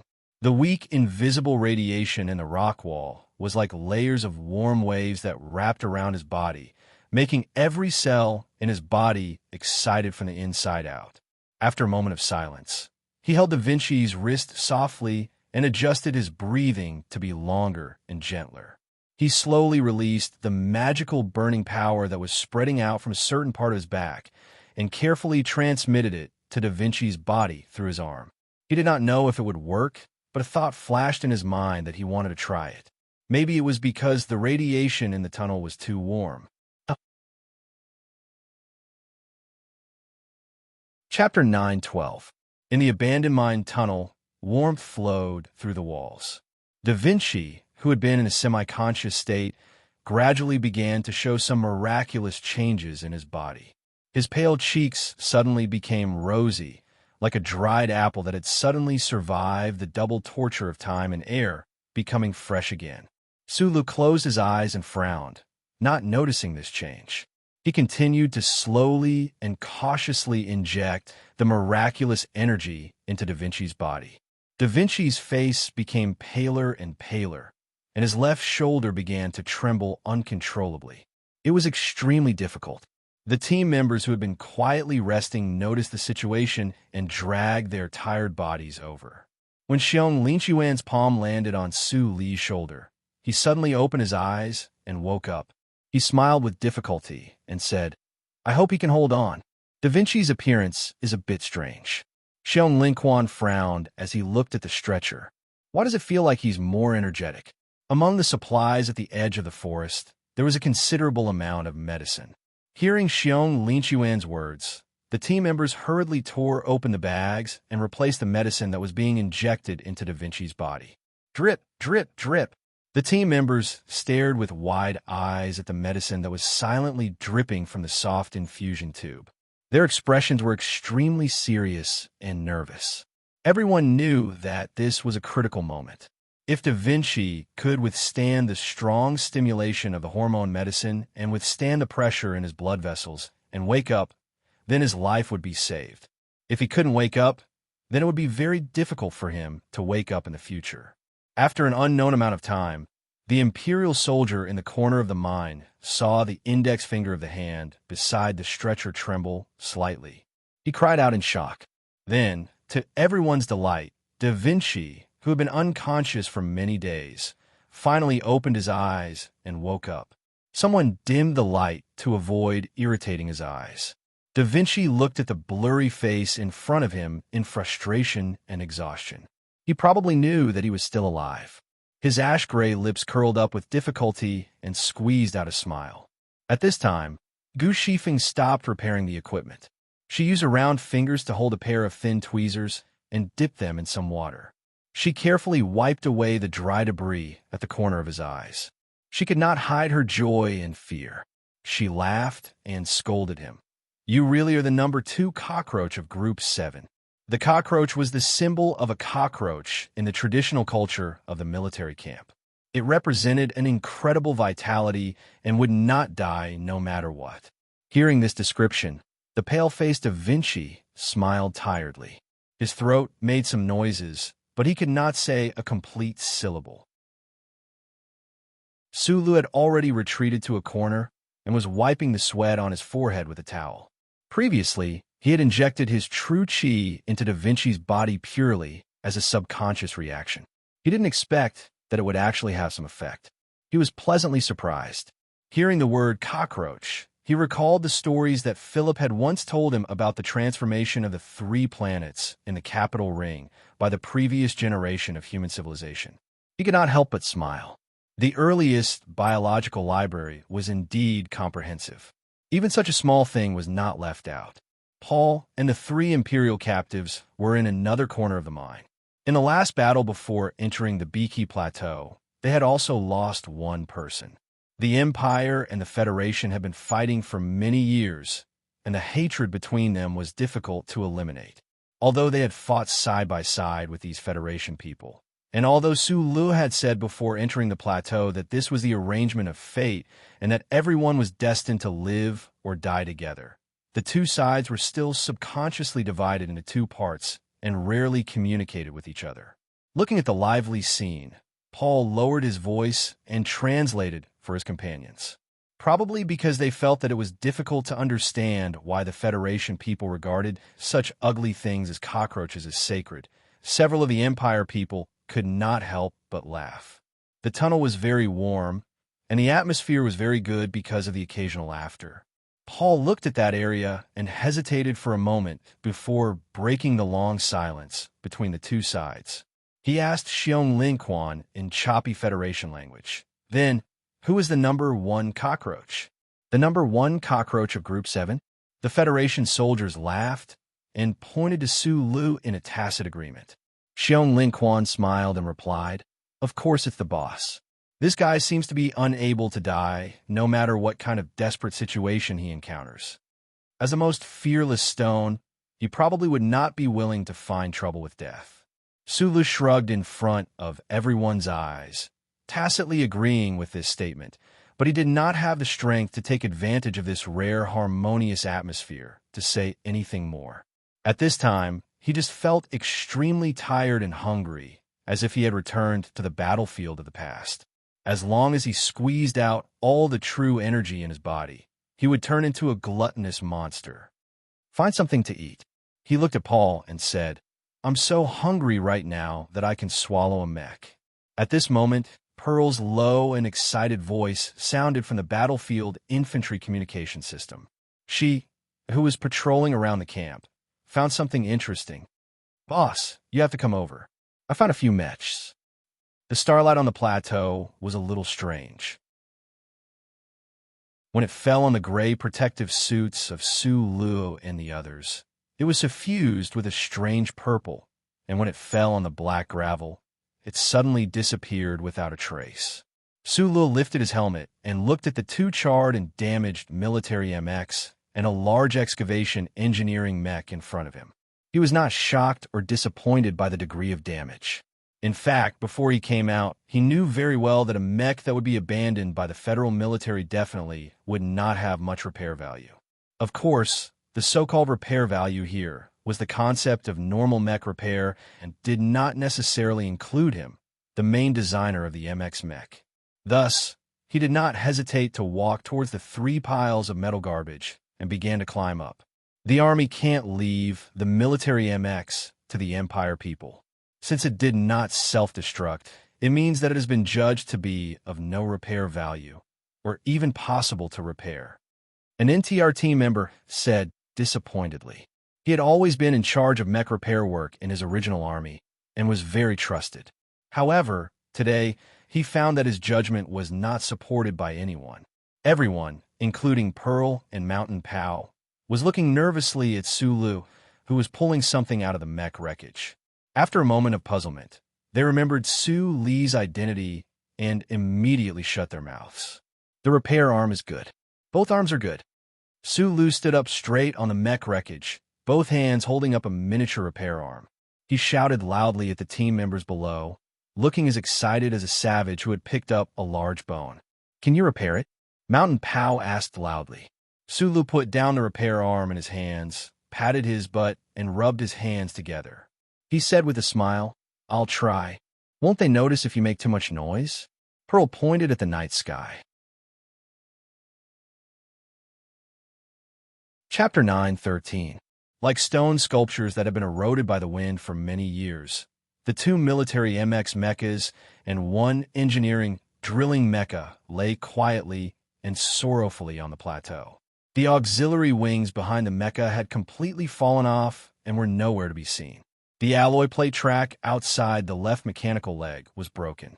The fire control firmware in the hidden door of Block 41 had clearly been cut in 2 by the alloy blade. The auxiliary balance instrument had failed. The infrared auxiliary capture system was like the lower half of a transvestite, slumped between the abdomen.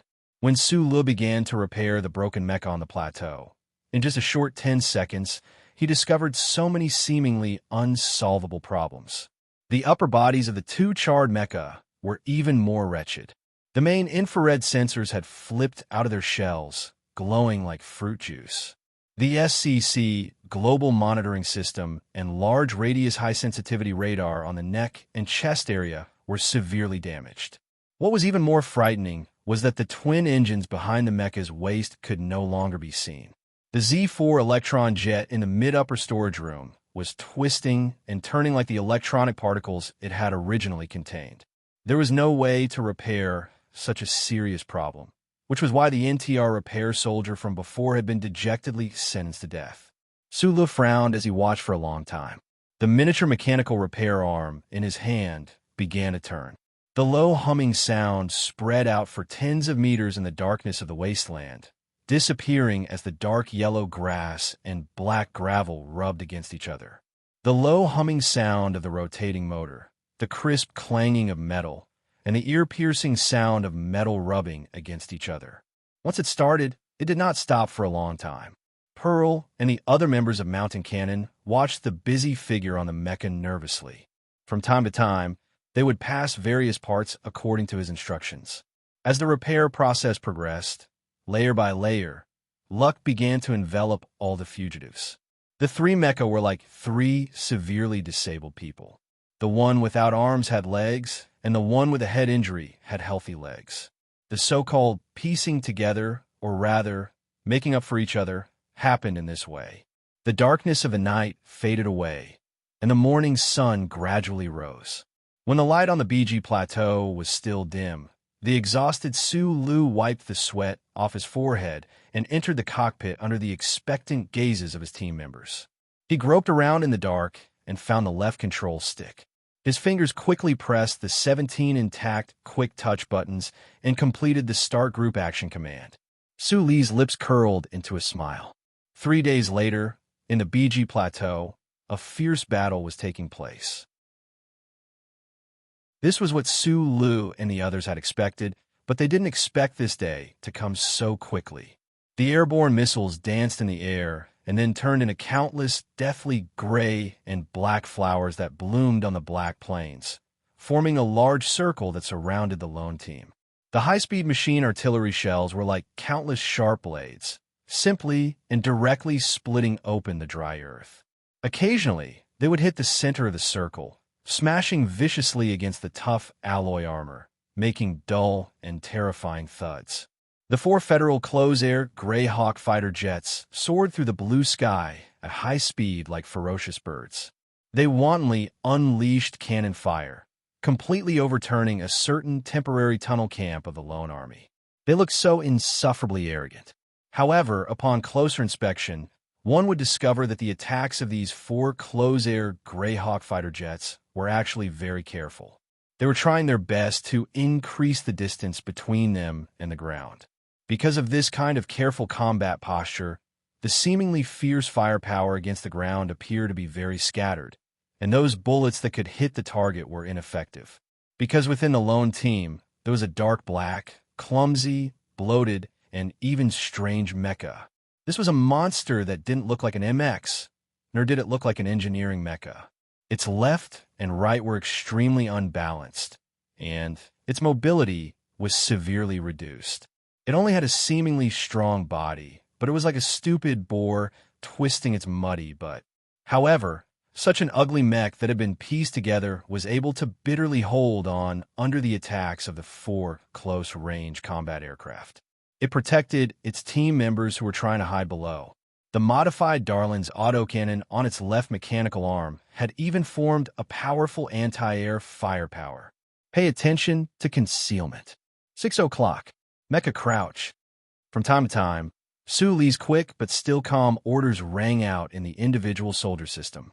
Under his command, the small team of more than 10 people cooperated with the clumsy mecha, dodging in near-perfect synchronization. Amidst the cloud of dust and the whistling of bullets, they remained unscathed. It was only at this moment that most of the people, including Xiong Linquan, finally understood why Su Lu had insisted on bringing this clumsy, pieced-together piece of trash with them when they had thought that it had no combat ability at all, even at the expense of slowing down the team's advance. That was because when faced with an aerial attack, there was no other mecha, not even the most advanced intact MX mecha, that could protect everyone's lives better than this crappy metal monster. But being attacked without end, unable to mount an effective counterattack, the lone team could only walk step by step towards death. Even though they could almost see the dejected and anxious faces of those 4 Federation pilots in their minds, the people fighting desperately on the ground still felt a chill run through their bodies. 20 kilometers to the south. 4 of them. About an entire company. I'm guessing it's small-eyes people. In the dim cockpit, Gu Shifeng glared at the global surveillance system that had just been repaired by her chubby fingers. She looked at the clear dots of light. Like a woman who was about to be raped, she screamed helplessly and angrily. Targets that had been tracked by the glory of the charter could not hide, and targets that had been locked down by the Federation Air Force could not escape. Right now, the assault force from the base was about to arrive. Hearing Gu Shifeng's message, the team members, who were already extremely cold, suddenly became even more nervous. Even the few Empire soldiers who did not understand the Federation language seemed to feel the intent of death in this dry world. Gu Shifeng stared expectantly at Su Li's face beside her. Su Li's face was expressionless, but his heart could not calm down. Earlier, when he had contacted Philip, he had not found a feasible method. Faced with this situation, he had no other ideas. Where could they retreat to? No, this lone team had no place to retreat to. Su Lu stared at the roaring mecha in the sky through the SCC. He looked at the group of armed robots in the distant horizon that was about to become visible. He licked his lips. Right at this moment, a sharp alarm suddenly sounded in the dim cockpit. Su Li's brows furrowed. He did not understand where the alarm was coming from. Could it be that there was an even more despairing, unknown danger before this hopeless situation? A terrifying tremor suddenly descended upon the BG plateau. The crappy, assembled mecha froze on the spot, and then fell forward heavily. The team members beside the thick mechanical legs were thrown into the air with pale faces. Smoke and dust covered the entire area, covering the world. Chapter 9:14. A sudden earthquake descended on the BG plateau. The wrath unleashed by the Creator when he occasionally raised his eyes brought endless disasters to the world. The entire world instantly changed its color and appearance. Even the human beings with the most cutting-edge technology, the soldiers with the strongest willpower, and the experts with the most extraordinary abilities couldn't resist this terrifying power. They could only search for a safe place in the smoke and dust and fear and uneasiness, shouting for their companions in vain. The tremors that were equivalent to the detonation of countless explosives at the same time swept from the depths of the plateau to the surface. In only a short time, they had turned the black, hot gravel into soft biscuits and turned the vast land into a garbage dump. For the army, the most terrifying thing was not the power of the tremors, but the electromagnetic interference that raged in the air and on the ground like a storm at the beginning of the earthquake. A few screams of panic rang out in the systems of the 4 Federation Sparrowhawks. Then, no sound could be heard anymore. The grayish-black streamlined fuselage flipped helplessly in the air and crashed into the ground like a sparrowhawk after being shot, turning into a few clusters of flames and alloy structural fragments that filled the sky. The helicarrier that flew over from the horizon was like a drunkard who had too much to drink in the violent and tangible smoke and the invisible but even more violent electromagnetic turbulence. It managed to hold on for a while, but in the end, its legs couldn't help but give way, and it fell into the garbage dump in a sorry state. There were faint sounds of explosions. In the black smoke, it was unknown how much damage the helicarrier had suffered. It was also unknown how many of the elite soldiers of the Small-Eyed Special Forces on the helicarrier had died in a foreign land because of the earthquake. In a deep valley at the edge of the BG Plateau, the night that was usually starry and cloudless was now gray. No matter where one looked, it was the same, boundless and without any sense of direction. The dusty Su couldn't care less about his dry and bleeding lips. He forced himself to support his exhausted body and counted the number of people in the team with the help of the night vision lights with Xiong Linquan. In the end, they confirmed that everyone was still alive. The two of them looked at each other and couldn't hide the luck and fear in their eyes. There were no buildings or giant rocks on the plateau, and the Federation's attack force was destroyed by the electromagnetic turbulence. At the most dangerous moment, Philip played a guiding role. But even with these conditions, the fact that this lone army, which had survived hundreds of battles, could walk out of the earthquake zone unscathed and come to this valley could only be described as a miracle. It was definitely not accurate to say that they were unscathed. All of the team members had various wounds on their bodies and faces. Da Vinci, who had just woken up, fell into a coma again and started to have a fever. Dongfang Yu, on the other hand, struggled to climb down from the stretcher at the critical moment and insisted on walking. The wound on her chest and abdomen tore open again, and blood oozed out at a terrifying rate. However, at least everyone was still alive. Even that stupid mech that had been repaired or put together at the last minute didn't fall apart, persevering until they reached the valley. If it wasn't for this earthquake, all of us would have to die here today. Xiong Linquan slowly and seriously chewed on the fourth last cigarette. Then, he slowly raised his head and stared at Su Li's ordinary face with an extremely serious and even somewhat strange gaze. His face was so ordinary that it was unusual because it was still so ordinary under such circumstances. Xiong Linquan said in a hoarse voice, Boss, did the Creator really favor you? Don't use the word favor, Su Lu frowned and criticized. His throat was very painful. With every word he said, he could feel the blood coming out from his throat due to the friction between his vocal cords. He didn't know if it was because he had breathed in too much smoke or because he had called for his team members to report their position too many times during the earthquake. However, he was very sure that today's earthquake was just a small probability event. It wasn't because the Creator had a special favor for him. If he had to say that this kind of luck was wearing a holy cloak, then it would be better to say that Philip, who was on the spaceship, used his powerful calculation and analysis ability to point out a path for the team to cross the Dead Sea. Although this path was full of thorns, flowers bloomed at the end. Xiong Ling Quan was silent for a moment before he said in a hoarse voice, "I don't want to die in the hands of my own people. The earthquake can only help us cover our tracks for a while. We're going to the Golan Highlands tomorrow. I feel that it's very dangerous there." Suli used an even more hoarse voice to reply, "The spaceship that comes to pick us up must quietly avoid the Federal fleet and the ground's anti-air network. According to my calculations, the Golan Highlands is the best place to land. That highland is far away from the Federation's main battle zone. As long as we calculate the time accurately enough, we can get on the spaceship before the base can react." Thinking about the danger that Xiong Linquan was worried about, he slowly narrowed his eyes and said softly, "There's something you should know first. According to the results of my calculations, if the base finds our tracks tomorrow, then they will definitely send the retreating mecha squad from the Straits war zone to try and kill us in one fell swoop. Because it's closer." Xiong Linquan frowned and asked, "Other than that, it's also because they're stronger." Suli's expression suddenly became extremely relaxed. He looked at him and smiled. "It's Madman Li's personal mecha battalion." Hearing the name Madman Li, Xiong Linquan was stunned for a moment. He angrily spat out the bitter ashes in his mouth onto the ground. He glanced at Su Lu and couldn't help but shake his head. As one of the most outstanding officers in the Federation, Xiong Linquan knew very well what kind of awe-inspiring military ability that young officer called Madman Li had.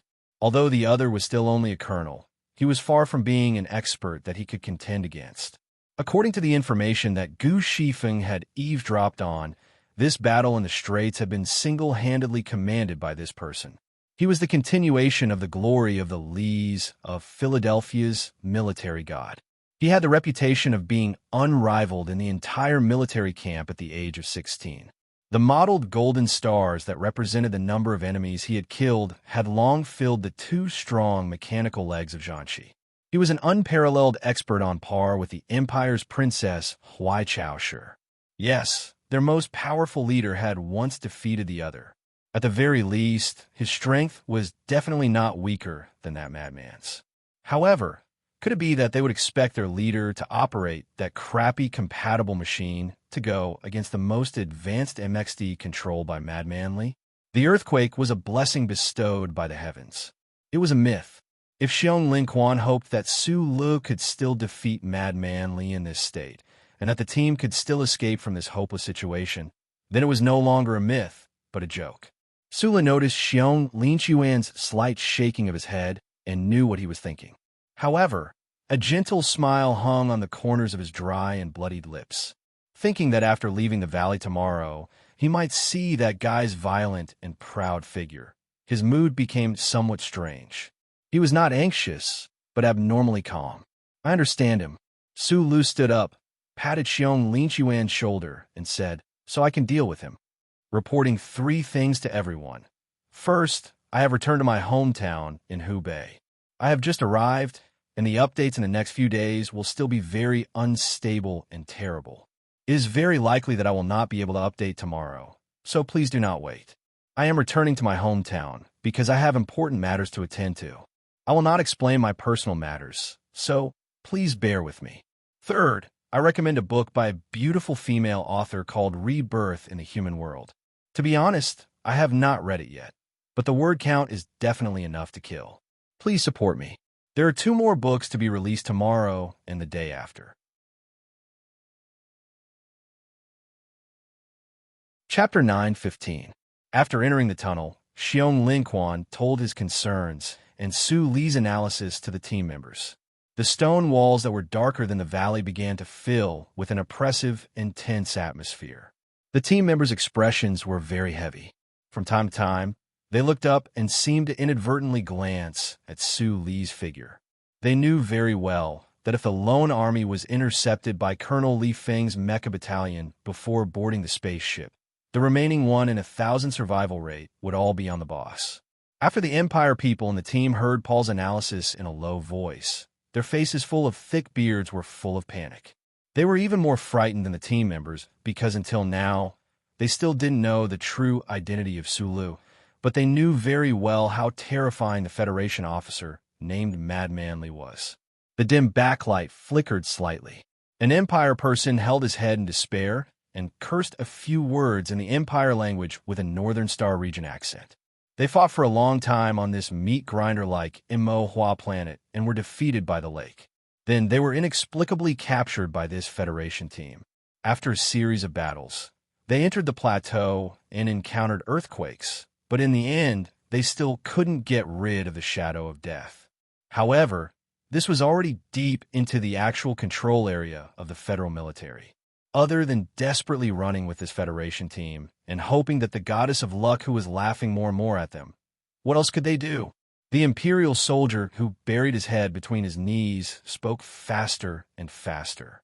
His hoarse voice suddenly became sharp, and then, without any warning, it turned into a roar mixed with crying. His thin and weak shoulders kept trembling, and tears dripped down from his dirty beard. Shan Pao and several other Federation soldiers stared at the corner in shock and vigilance. Their palms slowly moved to the side of their guns. They didn't want to become the victims of stray bullets at this critical moment because of an Empire brat's mental breakdown. He's cursing the Empire military department and the big and small nobles in his hometown. Well, he's just cursing the other party's mother over and over again. There's nothing new. You probably don't know very well that in the Empire, ordinary civilians, especially slaves, don't have much opportunity to receive education.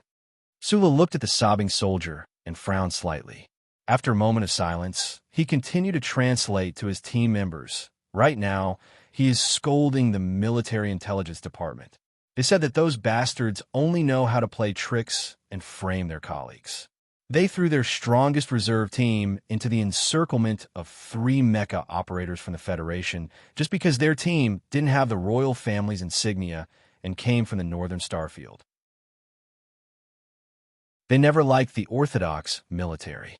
Hearing Su Li's translation, the tension in the team gradually relaxed. They silently looked at the other side and naturally thought of their own experiences. They thought of the pursuit by the base, the infamous Federal Investigation Department of the federal government, and the small-eyed special forces that had left many of their brothers lying in a pool of blood. They felt sorrow in their hearts, and only then did they realize that everyone was in the same situation. The tunnel was silent.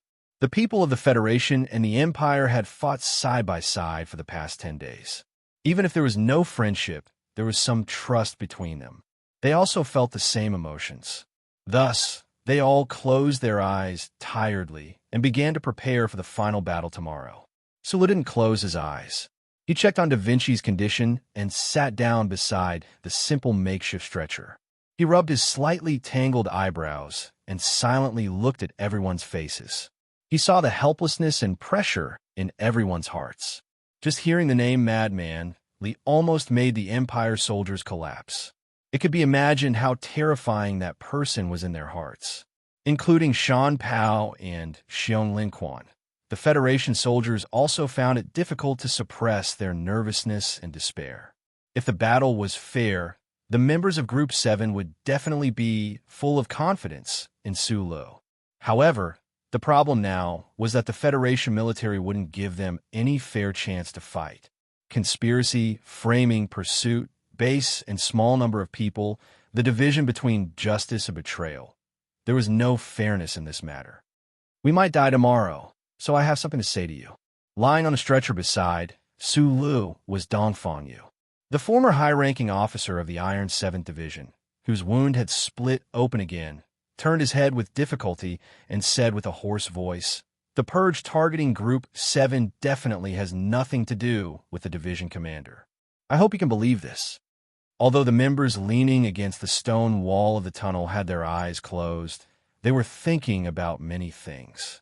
Perhaps it was like how some literary novels described, seizing the last moment to reminisce about the most beautiful scenes of their lives. They weren't really asleep at all. When they heard this, they all opened their eyes and looked at him with puzzled frowns. Dongfang Yu didn't seem to feel the mixed emotions in those gazes. His face was expressionless, and his hoarse voice was abnormally calm. It was very obvious that he was just trying to give some explanation before he left this world. Also, the attack on Group 7 on planet Yellow Doom had nothing to do with the division commander because I was the one who did it. Several members of Group 7 died because of that incident. Logically speaking, I should have died a long time ago. I also wanted to kill myself, but I didn't expect bad people to live for 1,000 years. I didn't die even after staying in NTR for 3 years, and I was still alive even after taking a radiation bath in the BG Plateau. This time, I've been lying on a stretcher for more than 3 goddamn months, and you all still refuse to King throw me away. Dongfang Yu frowned deeply and said while panting, "Fine, I must accept your kindness, but I still want to tell you that this matter really has nothing to do with the division commander. There was a saying in the Federation, a person who is about to die will not lie." The silent members in the tunnel believed Dongfang Yu's explanation, and they were so tired that they didn't have the strength to be angry about the incident on planet Yellow Doom. Su Lu silently looked at Dongfang Yu's ears that had been cut into two by Lao Bai, and suddenly said, "I never believed that Du Xiaoqing would do that kind of thing, but I have something I always wanted to ask you. Before you were transferred to planet Yellow Doom, did you ever think that my people would die?" Dongfang Yu tightly pursed his gray lips and didn't say a word. Silence doesn't mean tacit agreement. Perhaps you are helping someone to hide it. Su Lu calmly looked at him and said, "Besides Du Xiaoqing, in this world, the only people that you are willing to take the blame for are your dead comrades. I knew very early on that it was Shimin Jin's idea, including the modification of the Bureau of Proclamations data. He was already killed by this young master, and his corpse was hung outside the Parliament Mountain for all to see. He was humiliated, yet you still wanted to help him keep his secret and protect his dignity. Isn't that a bit too stupid?" Dongfang Yu stared at his face. Su Lu said, "I don't care if you ever thought about killing my people, and I don't care if you have redeemed all your sins. Try to survive tomorrow, and we could talk about other things later. I believe that no matter if it's Jia Si, Jia Wan, or Mr. Sure, they will all agree to this." As soon as he finished speaking, there was another tremor from deep underground. Gu Shifeng spat out the grass in her mouth, took off her earpiece, and said, "The surveillance has found it. 11, 2 meters underground in the mine area."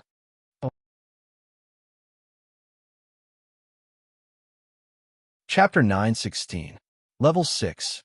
1. Gu Shifeng stared at the data feedback on the light screen and suddenly frowned. She extended a dirty, round finger and forcefully slashed at the wavy curve that suddenly rose from the bottom of the light screen. She said in shock, "The second sequence of clutter is so neat. What's going on? What does this mean?" Sula asked. "It means that the underground is in a state of secondary induction. In other words, someone made a big explosion down there and didn't expect to cause the rock strata to move and cause an earthquake." Gu Shifeng turned her head and looked at him cautiously.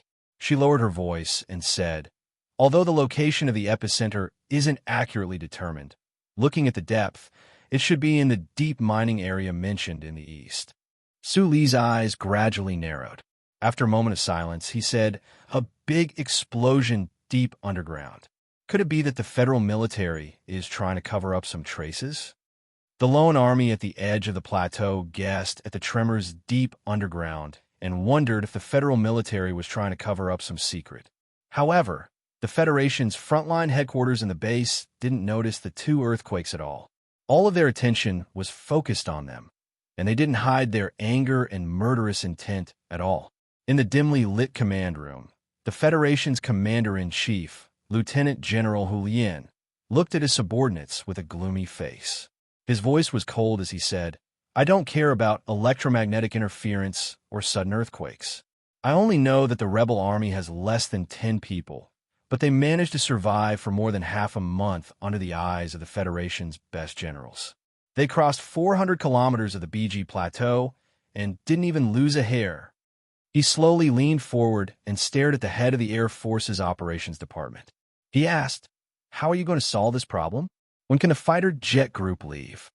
That's a high radiation zone. The battle plan forbids fighter jets from entering. Also, no one would have thought that with just a few people, they would be lucky enough to pick up a military mecca on the plateau." The head of the Air Force's Operations Department wiped the cold sweat off his forehead and explained with a trembling voice, "General, electromagnetic interference still exists after the earthquake. This is an objective fact. I can't let my pilots take the risk. Also, during the last battle, the air and ground joint command system was suddenly invaded by external signals. I think we should find the answer to this problem first." There is no answer. Lieutenant General Hu Lien waved his right arm angrily and said in a deep voice, "What you need is action, not thinking." In the end, humans were creatures that relied on thinking to get to where they were today. Even in the army with strict military discipline, even if they were soldiers whose duty was to obey orders, they still couldn't help but think when faced with the highest command of the federal military. This was especially the case for the 7 or 8 generals of the ground forces. They sat in their chairs and didn't say anything. However, the expression on their faces and the expression in their eyes, as well as the long period of silence and disregard, fully expressed their attitude. The atmosphere in the combat command room was very stifling. The Air Force combat troops nodded and began to prepare the air strike plan in the early hours of the morning. The generals of the ground forces slowly looked at each other, and then one of them opened his mouth to question. The commander of the 11th Division, Major General Chung Mo, who had just returned from the bloody battle in the Southwest War Zone, frowned and looked at the commander on the stage. He said with a hoarse voice, "Sir, I still have my reservations about this accusation. In my opinion, the new 17th Division, NTR, is the most outstanding and most resilient group of soldiers in the federal military. They have no reason to betray us." After a short pause, without waiting for General Hu Lien to reply, Major General Chung Mo said in a deep voice, "Betrayal always needs a reason. They were carrying out the most dangerous mission. Now, only less than 10 people out of 70 are left. Furthermore, they have already completed the mission. Once they return, they will become heroes of the Federation. What reason do they have to abandon their glory and homeland and rely on those hairy people of the Empire?" The generals of the Federal Military Ground Forces had already begun to have doubts about the command center's order to spare no effort in hunting down that small group of rebels. Especially after the previous conflict, they were even more conflicted. They always felt that there was a thick smell of conspiracy, and, as an iron-blooded soldier, they were the most resistant to this point. Lieutenant General Hu Lien slowly raised his eyebrows and looked around at the people in the room with a cold expression. He was not Du Shaoqing. He did not have the qualifications or charisma to suppress this group of arrogant and powerful generals who had been on the battlefield of life and death for many years. If he could not take out something powerful at this moment, then he might face a very embarrassing siege. He might even have to pay a price for the previous conflict. Even if he used his superior's authority to suppress these people in the end, he would never be able to regain his dignity. Hu Lien's furrowed eyebrows gradually relaxed. He tapped lightly on the table with an expressionless face and brought up dozens of high-definition ground photos continuously taken by military satellites. A rebellion needs a reason. A group of the Federation's most outstanding soldiers betraying the Federation even more needs a reason. I understand your doubts. Hu Lien looked at the small group of rebels who had escaped in the photos, looked at the 2 simple stretchers, and looked at a certain person whose face was blurry, but whose features could be seen clearly in the crowd. He said, "I think all of you should recognize this person. He turned around and looked coldly at these valiant and proud division commanders. Looking at their shocked expressions and their tightly pursed lips, he could not help but feel happy. He said slowly, "You need a reason. The betrayal of these outstanding soldiers needs a reason. In my opinion, Su Li's appearance is the simplest reason." The generals in the room could not suppress their shock as they stared at the blurry face in the photos. Some of them were the division commanders of the Federation's elite divisions, and some of them were the commanding officers of the ground forces. However, they knew very well the power of this face. Yes, in the eyes of many people, including them, the outstanding soldiers of Old Seven's group had no reason to betray the Federation. However, as long as Su Lu appeared in front of them, they would die for him at any time, let alone betray him. The battle command room was silent. The air mixed with the smell of tobacco and coffee suddenly froze. No one opened their mouths to speak. Hu Yin looked at everyone's reaction and turned his head to stare at Lei, who was being restrained by 2 military police in the corner. He said coldly, "Division Commander Lei, you must be suspended from your duties and be investigated by the Military Law Office. I understand today, so I forgive your rashness.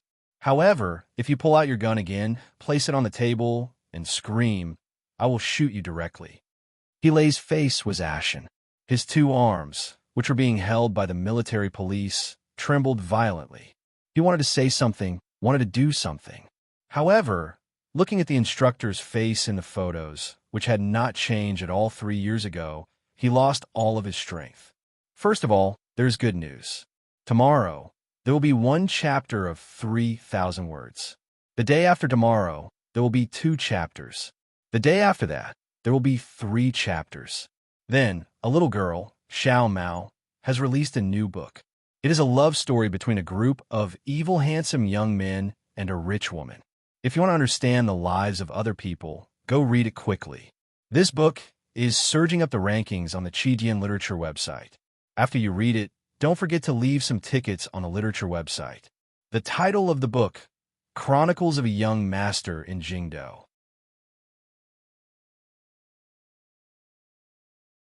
Chapter 9:17. The new 17th Division was on the brink of a mutiny. The new 17th Division was preparing for a mutiny. This Ace Division, with a glorious military history, had inherited the undisciplined and ruthless style left behind by their predecessors. They were used to shielding their own, good at external battles and good at internal strife. When there was a need to abide by military discipline, they were the role models of strict military discipline. On the battlefield of life and death, they often forgot about military discipline out of habit. If they had only focused on discipline, their old teacher Li Pifu would not have been able to lead them to such a shocking achievement. If their hands and feet could be easily bound by the word discipline, Yu Chenghai would not have been able to protect so many members of Group 7 3 years ago. Furthermore, during the 3 years when Du Shaoqing had been commander-in-chief, they had still been as strong and fierce as ever. When the soldiers of a division found out that their comrades had been inexplicably accused of mutiny and then hunted down by the base and that damned Joint Investigation Department, there was no way they could remain calm and wait patiently like little white rabbits for the final result. Their reaction was very direct. Under the cloud of conspiracy hanging over the base, all levels of officers of the 17th Division began to secretly mobilize their forces with the theme of defending against a surprise attack. In the armory at night, the sound of the 100 or so heavy MX Mecha self-checks could be faintly heard. If the upper echelons of the federal military could not give a convincing explanation, if that damned Joint Investigation Department did not hand over the culprits who had hunted down Team NTR, if they could not make the more than 10,000 soldiers of the new 17th Division feel good, then what would happen next around the base was something that no one, including Lieutenant General Hu Lian, could imagine. Lei was escorted back to the headquarters of the new 17th Division by the military police. His face was ashen as he looked at his subordinates around the table. After a moment of silence, he said, "This is the front lines. Do you want the 17th Division to be the first unit in history to rebel on the front lines? We are not rebelling. The new 17th Division's mecha commander, Hua Xiaoxi, looked at him with a serious expression and said, "We need to put enough pressure on the base. Otherwise, I cannot imagine how many more days Xiong Linquan and those fellows can hold out." Lin AI frowned at Ilay and said, "What exactly happened in the command room? Why is Division Commander's expression so ugly? I have already been officially suspended from duty." Ilay looked at the group of senior military officers in the room and said, "But I have to warn all of you. Stop all troop movements immediately. Otherwise, no one will be able to bear the consequences once the headquarters determines that there is a mutiny." Hua Xiaoxi silently pulled the trigger and said, "It's not a mutiny attempt, if this matter can't be resolved. So what if there really is a mutiny?" He raised his head and looked at Ilay with a cold gaze. "It's not that I want to criticize you, but you're really too soft. If the instructor was the commander now, would he watch as our soldiers were slaughtered like rabbits? If he was the one who went to the base to negotiate, do you think he would have pulled out a gun and placed it on Hu Yin's table like you did? No, he'll just shoot that old Beastrastard." Hilay looked out of the door, and his gaze fell on the military police. He lowered his head and looked at his junk box. He laughed at himself and said in a hoarse voice, "Xiong Linquan and the rest are with the instructor now. This is why the headquarters is chasing after them." The room suddenly fell silent. Miss Liu, who had just arrived last night, asked with a livid expression, "Is the news confirmed?" Hilay picked up his junk box and walked out of the door. From today onwards, he was no longer the commander of the 17th Division, but a criminal officer who had been imprisoned. When he reached the threshold, he suddenly stopped and turned back to look at the crowd sternly. "After I leave, none of you are allowed to act rashly. The 4th and 13th Divisions have completed their mobilization last night. It's obvious that they are targeting our division. Also, I have to remind all of you that regardless of whether this is a conspiracy or a purge, if there really is a mutiny, those big shots in the Capitol ring will righteously get rid of all of us." In the dim room, Director Bailey of the Joint Investigation Department looked at the back of the figure by the window with a smile, secretly pondering the true thoughts in the general's mind. The mobilization of the troops has been completed. No matter what the new 17th Division wants to do, they won't be able to do anything new. Also, I think you must really want them to be a little more impulsive.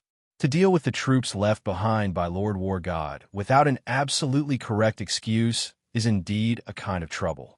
Lieutenant General Hu Lian turned around and said slowly with an expressionless face, "Lord War God's ever-victorious division is now under the control of a bunch of impulsive idiots.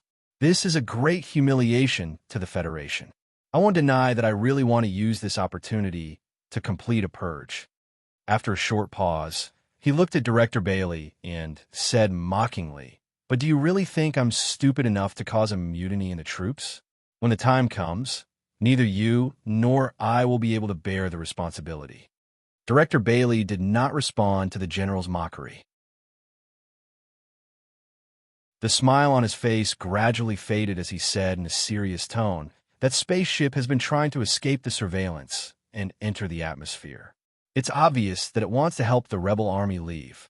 Which side does that spaceship belong to? We haven't been able to capture a reliable image, but it definitely can't be an Empire spaceship." Director Bailey shrugged and said, "It's probably that strange spaceship that ran amok in S1 3 years ago. Only that strange spaceship could have such terrifying speed." Lieutenant General Hu Lian walked to the side of the table with a serious expression. Looking at the blinding red arc on the electronic map, he was silent for a moment before saying, "These people were able to break through here. This is beyond my expectations, but they must die. Colonel Li Feng and his mecha clan are currently retreating from the Straits battle zone. They are closest to the Highlands." Director Bailey understood what he meant and raised an objection with a frown. "No one will doubt Colonel Li Feng's ability, but the problem is his personal relationship with Su Lu. Will there be any problems?" Lieutenant General Hu Lian took off his military cap and stroked his white hair. "As far as I know, Colonel Li Feng once made a promise to Commander Xiaoqing. He will not let Su Lu go." Director Bailey smiled slightly. He thought that since that promise was only between Du Xiaoqing and Li Feng, then you must have received guidance from Chairman Lee Jae-do to know about it. Naturally, he would not point this out. His gaze shifted slightly for a moment, and then he suddenly asked, "Regarding the continuous earthquakes on the BG Plateau, I wonder if the commander has any opinion?" According to the Bureau of Proclamation Surveillance, deep underground, it seems, before he could finish, he was cut off by a pair of cold eyes. Lieutenant General Hu Lien stared at him coldly, not bothering to hide the threat and cold-bloodedness in his words. "Investigate what you should, but don't ask about what you shouldn't. Don't forget, this is the front line, a place where stray bullets fly everywhere." Director Bailey's heart clenched. He knew that he had stepped into an area that he definitely should not have, so he immediately shut his mouth. In order not to become the highest-ranking official of the Federation to die from stray bullets, he would not mention anything related to earthquakes until the day he died. Perhaps it was July on Mo Hua planet. The sky was burning. In the early morning, a heavy object that looked like a meteorite came from the deep universe and crashed into the atmosphere that surrounded the planet. It whistled and tore apart the air that was getting thicker and thicker, leaving behind a dazzling trail of fire. Then, it turned into a white pillar of smoke and fell on the horizon. The surveillance network of the Imperial military had noticed this meteorite. The Federal fleet had already calculated the falling trajectory of this meteorite 7 minutes ago. However, this meteorite fell on the Golan Highland on the side of the BG Plateau, which was far away from the Federal Forces garrison. The electromagnetic aftershocks after the earthquake seriously hindered the movement of the Air Force. On this barren land, 2 troops saw the meteorite falling from the sky from a viewing range of 40 kilometers. Then, they did not have the time to appreciate this strange astronomical phenomenon. They both silently sped up their speed. The lone troops that left the valley in the middle of the night and headed towards the Golan Highland saw the trail of fire with their own eyes. Although they were exhausted and in extreme pain, they seemed to have swallowed a few large cups of stimulants. Their chest and abdomen burned, and their strength returned to their legs once again. A certain mecha battalion of the Federation that had retreated from the battle zone of the Straits and had continuously marched for 2 days looked at the dust and smoke stirred up by the meteorite falling from the sky. It was as if they could hear the passionate sound of war drums. The heavy mecha engine roared again. Half an hour later, both parties arrived at the place where the meteorite fell almost at the same time. The charred surface of the meteorite had already peeled off, revealing the metallic structure of the spaceship inside. The cabin door had already opened automatically, ready to welcome a group of escapees. The lone soldier climbed over a gentle slope with great difficulty and stepped through thick bushes. When he saw this scene, he did not feel the slightest bit lucky that he had escaped alive, nor did he feel any ecstasy. This was because they saw 17 pure Black Federation MX military mechas, under the leadership of a simple-looking but murderous mecha, had already climbed over the opposite mountain and appeared on the other side of the meteorite spaceship. The 18 Federation MX mechas formed a semicircular encirclement. The center of the encirclement was where the meteorite fell. On the other hand, the lone troops only had 7 or 8 people, more than 10 guns, 2 makeshift stretchers, and 1 broken mecha. The difference in strength between the 2 sides was too great. It was so great that there was no need to fight at all. At the edge of the bushes, the broken giant mecha shook its exaggerated but useless construction arm. It seemed to be greeting the Federation mechas, but also seemed to be surrendering.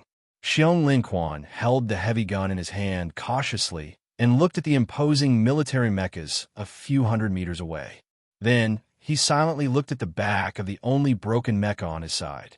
He raised his arm lightly and ordered his team members to carry the stretcher and retreat behind the bushes. In the mecha battle that was about to happen, they would not be of any use. Besides, last night, Su Lu had promised them that he would deal with this situation. As Xiong Linquan and the others retreated behind the bushes, the engines on the backs of the 17 Black MX mecha suddenly roared to life as they prepared to move. However, right at that moment, that battered assembled mecha smashed down with that thick construction arm. People had names, trees had shadows. Just like how the lone troops and those few Empire people had fallen into despair when they heard Madman Li's name. These Federation mecha were also abnormally nervous at this time. Following the movements of that broken mecha, they subconsciously stopped in their tracks and got into their most perfect and most extreme defensive positions. Although they were facing a broken assembled mecha, they were facing a broken assembled mecha.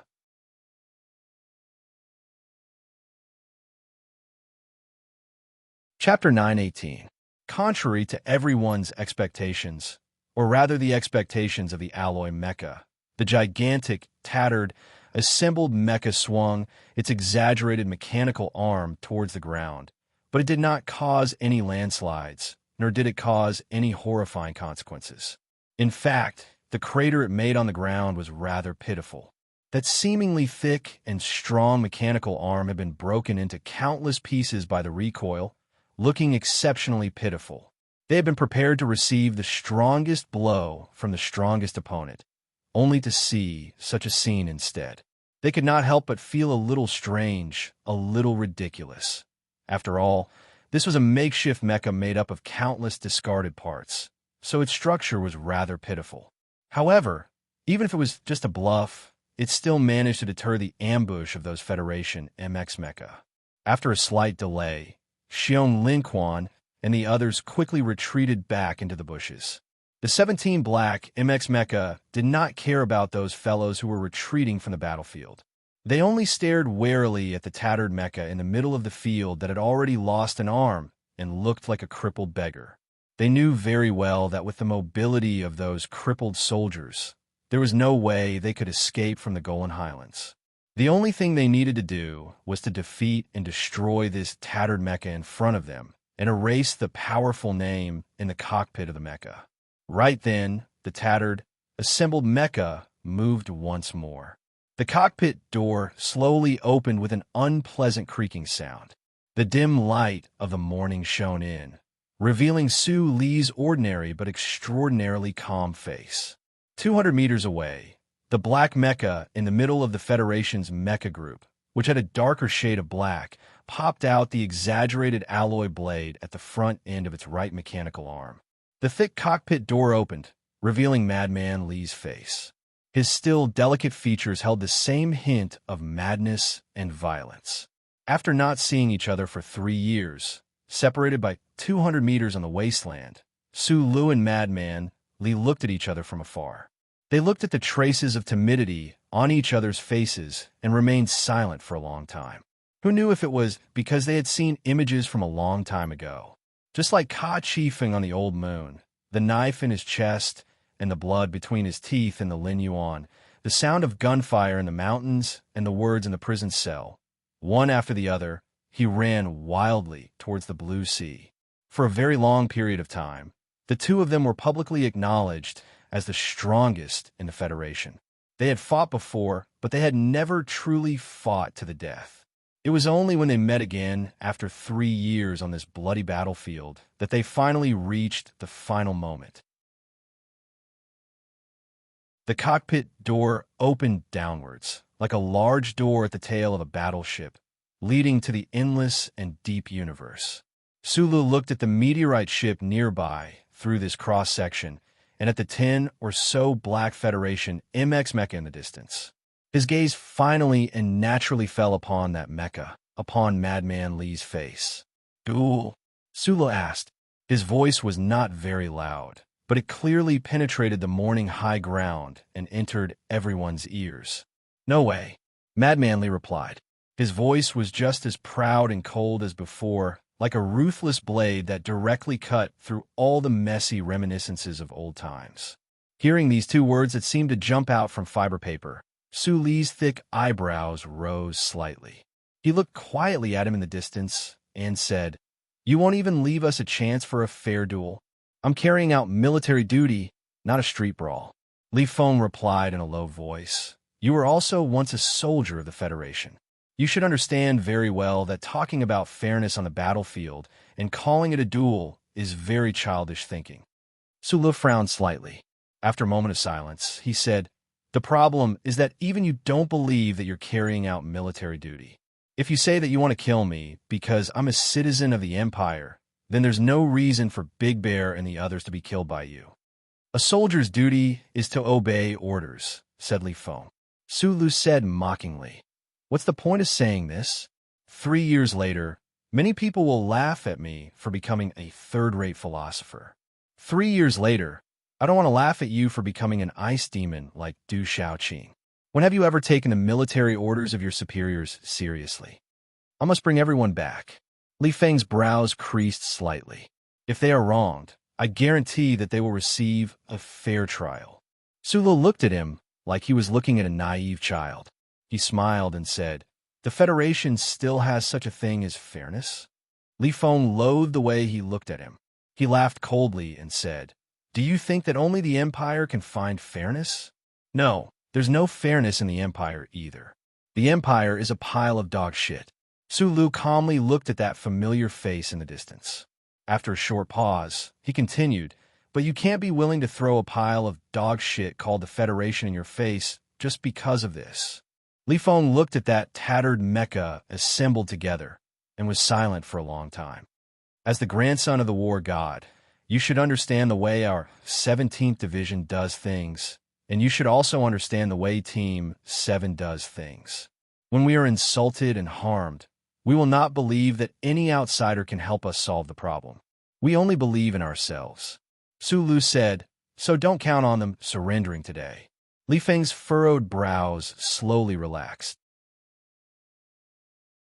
After a moment of silence, he looked at that face in the morning light and said, "Sulu, I will give you a fair fight. If you lose, your people must give up resistance. I don't want this operation to become a one-sided massacre." Sulu looked at him quietly, his left hand slowly and steadily sliding over the control stick. At this time, he did not have the simulation system. He was sitting on a tattered hybrid mecha that could collapse at any moment. The so-called fair fight with dignity was actually just bullshit. However, no one knew that under his calm expression, there was a smiling flower. Just as he had said to Xiong Linquan last night, he understood Madman Li, so he could deal with Madman Li. The situation was progressing according to his plan. "And if I win," he shouted in that direction, "the most powerful MXD mecha against a tattered, assembled mecha, the difference in strength was too great. More importantly, the person operating the MXD mecha was Madman Li. Under these circumstances, even if War Godly Pifu was reborn, Feng Yu crossed the stars to come here, or Huai Chaoshi suddenly doubled in strength, they still would not be able to defeat the opponent. Thus, no one thought that Sulu would win.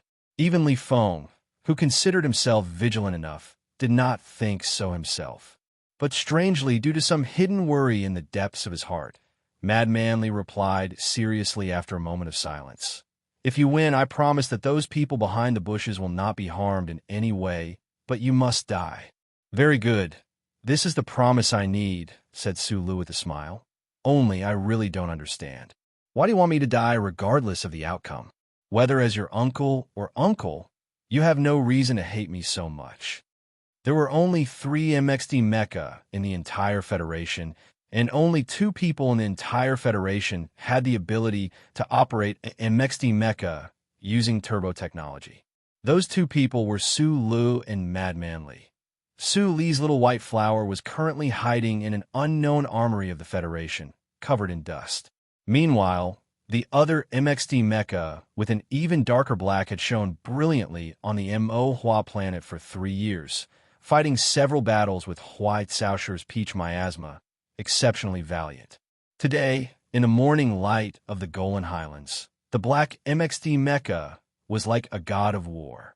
The alloy blade at the front of its right mechanical arm slowly lowered, pointing at its chest with an inexplicable fighting spirit. Then, Li Feng's low and murderous voice came out. "You named Little White Flower Lucio. You're such a sissy. I'm different. My mecha is called Beheading Joy. You should know the meaning of this name very well." Sulu heard the indomitable interest in his voice, and his eyes slowly narrowed. The voice from the black MXD mecha continued. "That year in the wilderness, I saved you from Du Shaoqing's gunpoint. At that time, you told me that you weren't from the Empire, and in the end, you were from the Empire. In Allure Prison, I watched over you for a few nights. I asked you if you were from the Empire, and you said no. In the end, you were from the Empire. After that, for 3 whole years, I stayed by Du Shaoqing's side. It was because I owed him a life of yours. I want to repay this life, but as long as I don't kill you, this life of mine will never be completely repaid. 3 years ago, I was the one who saved your life, so I have the responsibility and obligation to let you die. Li Feng looked at the broken mecha at the edge of the bushes in the distance, expressionlessly. Looking at the familiar yet strange face in the morning light, the vision at the edge of his eyelashes suddenly blurred. It was as if he saw the day of the riot in Allure Prison, when Huai Chaoshi jumped out of the snow and chased after this small-eyed man for hundreds of miles. In the end, he chased him to the deep and blue sea. His mood gradually turned cold and violent, and he shouted in a low voice, "I saw you jump into the sea. You should have died then. Why didn't you die? Do you think that I'll watch you, the Empire's crown prince, slip away from my eyes again? I'll stop you from thinking about it. Go to hell." As the 3 words roared out like 3 bombs, they smashed into the peaceful wasteland of the Golan Highlands. The Black Mecha's cockpit door closed with a whoosh, accompanied by the violent roar of the twin engines and the unique beeping sound of the turbocharger. The black MXD controlled by Li Feng suddenly turned into a black cannonball. It roared out, shattering the surrounding air, and blasted towards the broken mecha 200 meters away. There were no beautiful evasive maneuvers, nor were there any seductive stances. The killing intent that the black MXD had accumulated over the past 3 years was unleashed with this simple yet direct straight line. Its terrifying power was concentrated into a single point. The broken mecha also moved, sprinting down the gentle slope. However, the temporarily repaired mecha couldn't enter combat mode at all. The engineering mecha's wide tracks carried an extremely heavy body, crushing the wasteland. It looked as pitiful as the picture of an old cow pulling a broken cart in a prehistoric picture book. The straight black line slammed into the huge body of the broken mecha, accompanied by the terrifying sound of metal tearing and heavy components colliding. In an instant, the outcome was clear. Under the violent slash of the black MXD's more than 10 sharp blades, the broken mecha fell apart, turning into a desolate rain of metal pieces that fell to the ground with a clatter. No miracle happened. Maybe a miracle was going to happen.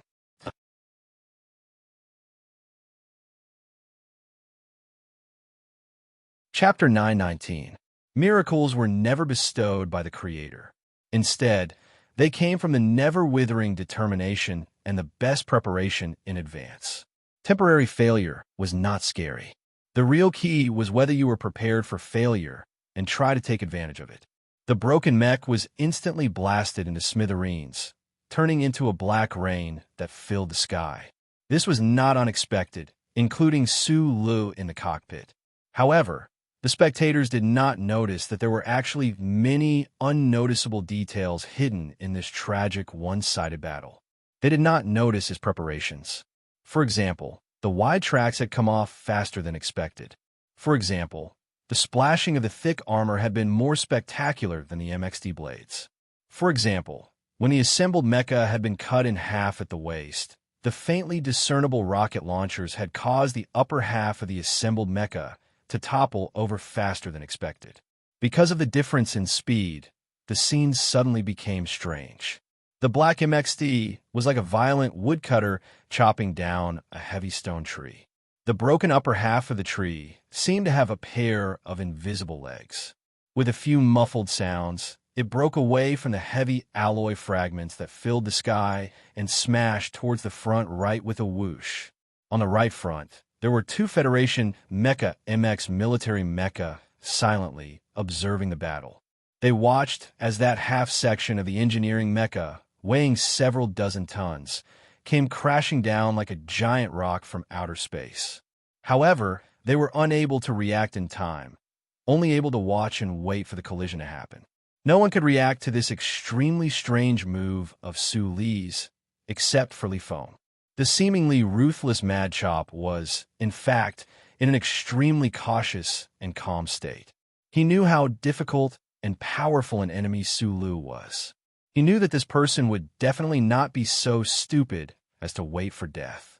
Instead, he would have many strange tricks up his sleeve. For example, at this moment, with the help of the rocket launcher, the assembled mech had turned its heavy upper half into a primitive catapult. It intended to escape from the Black MXD's range of control and take the risk to subdue the enemy. Since he was prepared, he naturally did not panic. When that half of the engineering mech swept horizontally towards the right like a supernatural scene, the Black Beheading Happiness mech, under Li Feng's control, seemed to have a few more highly sensitive monitoring systems behind it. With a swoosh, it turned around, and the Darren's autocannon at the front of the mechanical arm opened fire. The high-density rain of bullets was tightly sealed within an area of 30 square centimeters, turning into an extremely lethal straight line that chased after half of the engineering mecha in the air. Bursting, bursting, bursting, countless white flowers blossomed. The heavy half of the engineering mech was hit by more than 100 large-caliber bullets. It could not jump more than 200 meters. As if it was struck by lightning, it fell heavily on the wasteland of the Golan Highlands with a dull thud. Dust and gravel splattered everywhere on the hard ground. The clumsy half of the mech rolled around in vain. The charred body of the mech was a mess. Electric sparks shone sorrowfully between the raised panels. The battle was not over yet. This was just the beginning. Just as that half of the engineering mech fell to the ground, a clear splashing sound once again came from the cockpit door. 12 miniature, self-ejecting rocket pillars exploded at the same time, and the heavy cockpit door was pushed far away with a bang. Sulu stepped on the edge of the cockpit and exerted force in his legs. Using the terrifying initial speed of the ejection, he swept out like lightning, avoiding the dense rain of bullets behind him. Like a thunderstorm, he charged more than 100 meters. Then, he turned around and gently landed on the target mech like a falling leaf. The Darren's autocannon at the front of the mechanical arm of the Black Beheading Happiness mech suddenly stopped firing. This was because Sulu, who was sticking to the mech like a falling leaf, was constantly climbing and jumping. It was very difficult to lock onto him. What was more troublesome was that if Li Feng tried to use the dense rain of bullets to kill him, then it was very likely that the mech he was in would also be destroyed at the same time. Bang! The Federation pilot in the cockpit of the Black MX mech immediately reacted. He understood the real reason why Colonel Li Feng had stopped attacking. His eyes widened as he operated the heavy mechanical arm to smash down on the cockpit door of the mech. Even though this action was very likely to lead to his death, he did not hesitate at all. The large and hard mechanical arm smashed heavily on the cockpit door. The alloy door was clearly deformed, and an ear-piercing screech of metal could be heard. Sulu stepped on the crevice of the Area 41 armor and narrowly avoided the attack. His body rolled like a falling leaf as he climbed straight up the shoulder of the tall mech. The construction mechanical repair arm on his arm began to move quickly, buzzing and vibrating. The duckbeak-shaped repair arm probed out and removed the hidden plate behind the MX mech's shoulder. A high-speed rotating drill bit quickly disassembled the 6 positioning screws.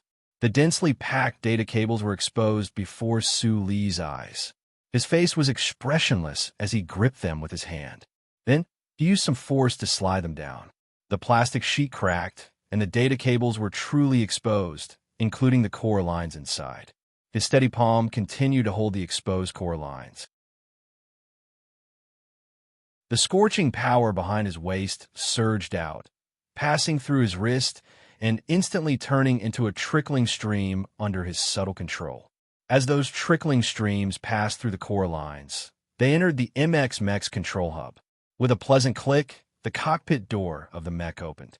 Like a falling leaf, Sulu gently stuck to the Black MX mech, removing the guard, removing the screws, melting the cable, and then successfully opening the cockpit door.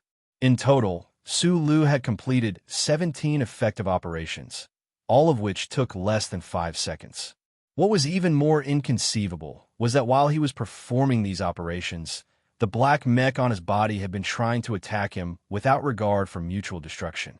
The heavy mech jumped and rolled madly on the wasteland like a lion, trying to shake off the annoying mouse on its body. Sulu was like a ship rolling endlessly at sea. Not only did he have to keep his footing, he also had to solve problems as quickly as possible. As the designer of the MX Mecha, he knew all the minute details of this mecha and even every hidden design. And this was still not enough. He still needed to be the best mechanic in the world, a fisherman with the strongest strength, a cracker with the calmest and thickest nerves, and most importantly, he still needed to have the ability to control the mecha using the human body. Only then would he be able to complete this impossible task. In all of history, only Feng Yu had ever performed such a shocking feat in the green hills of the Heshi region's outskirts in the Donglin region. Today, Sula had finally done it. The cockpit door opened, and Su Lu floated in like a leaf. The face of the Federation soldier in the dark-colored pilot's uniform was full of shock. He did not understand why the central control system would suddenly lose control, why the cockpit door would open at this moment, exposing himself to the enemy in the morning light and cold wind. Su Lu grabbed his wrist like lightning and threw the pistol far away. Then, he used 3 fingers to press against the artery below the soldier's earlobe. Turning his head, he saw only darkness outside the cockpit door. As they watched him charge into the cockpit, more than 10 Federation MX Mecha crazily surrounded him. The high-speed rotating Darlin's autocannons were aimed in the direction of the cockpit door, forming a scene like that of a sleeping forest. However, no one opened fire. In many of the Federation military's rumors, the former Colonel Su Lu was already a character that was gradually becoming a legend. Today, after witnessing his legendary actions with their own eyes, these Federation soldiers were not only angry, but also in awe of him, not daring to act rashly. The group of black mecha parted to form a path, and the heavy Zhanshi MXD mecha slowly walked over. It walked directly to the front of the captured mecha, only stopping when it was less than 10 meters away. Accompanied by the faint sound of air splashing and the clicking of the self-balancing system, the cockpit door opened once again, revealing Li Feng's emotionless face. The two met again, and the distance between them was extremely close. The situation was also very different from before. Su Lu now had an undamaged mecha and a hostage. Li Feng's left hand slowly moved away from the control stick, taking off half of the simulation system on his body. He stared coldly at the nearby Su Lu and said in an unprecedentedly serious tone, "You can't be so shameless. You're just forcing me to flip out." Su Lu slowly placed his hand on the control stick, and the black MX Mecha's Darlin's autocannons turned to aim at the cockpit door. The area covered by the rain of bullets included him and the Federation officer he was holding hostage. His expression was unusually calm as he replied, "In order to survive, I can do even more shameless things. As for flipping out, you should remember very clearly. Even if it was Du Shaoqing, I wouldn't give him any chance to flip out." Hearing his reply, Li Feng suddenly laughed. His delicate eyebrows trembled, his eyes abnormally bright, but an incomparably violent aura began to emanate from him. The smile did not fade, but it was exceptionally cold. Li Feng said coldly, "He's a soldier. I gave you a chance to fight fairly, so you shouldn't have ambushed him. Do you think I'll let you go just because you have a hostage?" As his voice fell, he pushed the control stick, and the left mechanical arm of the beheading Joy Mecha abruptly shot out from behind. It accurately pierced through the gaps between the mecha and aimed at the meteorite-like flying ship dozens of meters away, and fired fiercely. Bursts of explosions rang out. Li Feng, under the threat, did not make any concessions. He did not even say a single word to Su Lu. He simply and violently destroyed that flying ship, cutting off all of the others' escape routes. Just now, Li Feng was a colonel in the Federation who was in charge of military affairs. Now, Li Feng had officially become Madman Li. The Madman Li who was known for his ruthlessness, coldness, and strength. The terrifying Madman Li. Everyone in the Federation was afraid of Madman Li in this state, including the current deputy chairman of Xian and all the other powerful figures. This was because once Madman Li went crazy, he would not listen to reason. Other than the words of war god Li Pifu and Zhong Shouhu, he would not listen to anyone. War god Li Pifu and that fierce tiger in the West Woods had become the eternal stars in the universe. Sulu seemed to be in a truly dangerous situation, but he was still calm and unafraid. This was because he had never been afraid of his opponent. Whether it was Lin Yuan, Kaki, or Qing Cheng, they had defeated the invincible Madman Li in the military, but they had never defeated him. Looking at the flying ship in the distance that had been blasted into pieces, Su Li's eyes slowly narrowed. His left hand gripped the pilot's throat, and he took a step forward.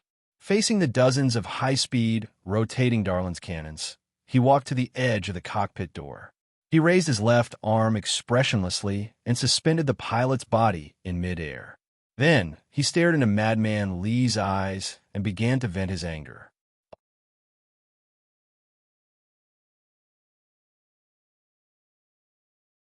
Chapter 920. Do you think that I will be afraid of you because you are unreasonable and violent? Madman Li, you probably forgot what kind of person I am. When there is a need, I will be even more unreasonable and violent than you, because at this moment, I am more righteous than you. You gave me a chance to fight fairly? Sulu narrowed his eyes and looked at the Federation mecha around him. Give me your MXD, and I will fight all of you alone. Is that fair? Don't forget that I designed these mechas. Is the Federation treating me so fairly? He looked around, and his nail-like gaze finally landed on Madman Li's cold face. He licked his dry lips and frowned. If you say that I don't have the right to be fair because I am from the Empire, then what about Team 7? When I went to the front lines, there were 137 people. Do you know how many people are left after 3 years, including this planet and the retired old men? Su Li's voice became light and tired. It was even more boring than the morning breeze in a foreign land. His neurotic lips moved slightly, and he said softly, 31 left. The rest are all dead. Just like those guys behind the bushes, they died mysteriously. The Golan Highlands fell into a short silence. The bushes around the mecha group trembled slightly. No one knew what had happened. Sulu stared at Madman Li's face and suddenly raised his voice. No longer suppressing the anger that had been suppressed for days, he shouted harshly, Did the Federation's worst troops have such a high death rate? Did Du Shaoqing send the 4 divisions to the Southwest War Zone? Did the Straits War Zone have any troops? If not, then tell me, what kind of F***king fairness is this? Madman Li raised his eyebrows slightly and said slowly, The people who died in Team 7 are paying the price for you. But they have no reason to. Sulu looked at him and replied mockingly, Whether I am from the Empire or not has nothing to do with them. Just like how your father is a bastard. But I don't think you are a bastard, and I don't think you need to pay the price. Rebels? Do you really believe the words of the general in the base? Do you believe the accusations of the higher-ups in the military? No, I know you don't believe me. Group 7 was brought up by me and Lao Bai. You know how amazing they are. Xiong Lin Quan and the others were temporarily transferred to NTR before the war and were sent to the Southwest War Zone. They were purposely forgotten and tried to freeze to death in the enemy-occupied area. Then, they valiantly survived and beautifully completed those damned missions. What was the result? In the end, they were hunted down by the federal military as rebels when they were already in a desperate situation. You just said that I am shameless. Then I would like to ask, what is this? What was going on with the Federation? How did it become such a garbage dump? Madman Li, I was once a member of this army, but I never thought that in just 3 short years, this army would become a pile of dog sh*t. You didn't investigate these conspiracies, didn't investigate what happened under the plateau, and instead came here to hunt down your own comrades. What kind of dog sh*t have you become? Sulu stared at Madman Li's face and scolded him with the harsh and bitter tone that had disappeared for many years. He said mockingly, After you and your father died, How could you have the face to see the old man? Enough. Mad Manly listened patiently, his eyebrows twitching from time to time.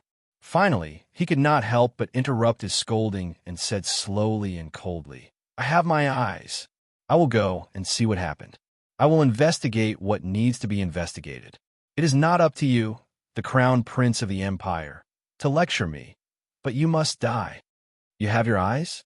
Sulu slowly released his left hand so that the pale pilot could breathe some fresh air. He looked at Mad Manly and said, but the problem is that in this world, most of the people in the Federation are blind. Speaking of this, he seemed to have thought of something.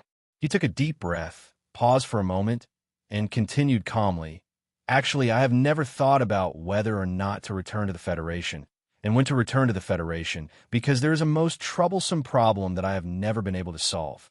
But now I understand that these are just excuses. Those are excuses to convince yourself to escape, because no matter how troublesome the problem is, no matter how difficult it is to solve, you have to go and solve it. You have to take the first step. If you just hide in a corner and ponder in vain, that is the most boring fantasy. I will return to the Federation, and soon. It was a very calm voice, a very indifferent narration. However, when he heard Sulu say that he would return to the Federation soon, Madman Lee's eyebrows seemed to have been stimulated. He suddenly raised them and felt the murderous intent hidden in those calm words. It was extremely cold. He always remembered that 3 years ago, in that famous farewell letter, Sulu had said, whether it is the government or the 7 great families, I want to see what you will turn the Federation into and what you will turn yourself into. Do not try to hurt the people I want to protect, or else one day I will turn into a burning meteorite and fall from the sky, smashing all of your palaces and power into pieces. Was the people he wanted to protect the people in the silent march, the members of Group 7 who had silently died on the front lines? Or was it just those things he wanted to protect? Once Madman Lee's eyebrows were raised, they could not be lowered again. He quietly looked at the small-eyed man standing on the cockpit door. He could vaguely see that stone from Dong Lin falling from the sky, dragging a long fiery tail as it smashed fiercely into the capital special district, into Parliament Mountain, into the official residence, and into the heads of those important figures who were unwilling to see flowing fire.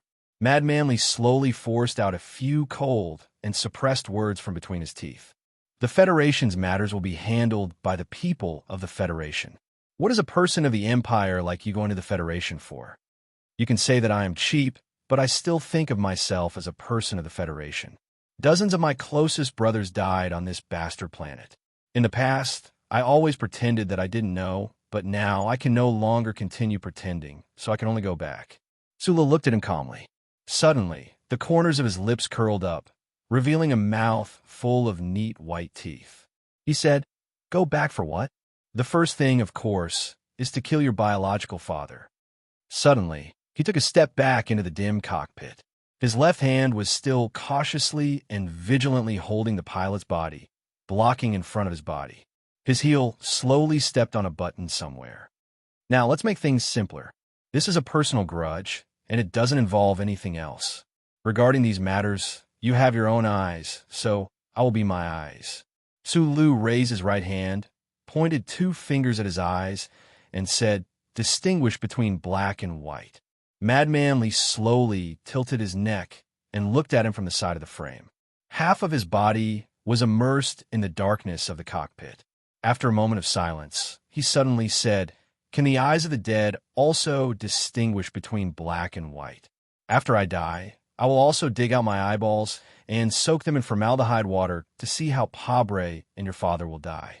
Sulu stepped on the protruding button beside his foot and said, And I won't die so easily. As Sulu's foot stepped on that button, the situation suddenly changed. The black MX mech began to tremble violently. Amidst the continuous popping sounds, more than a dozen precision rocket thrusters were fully activated.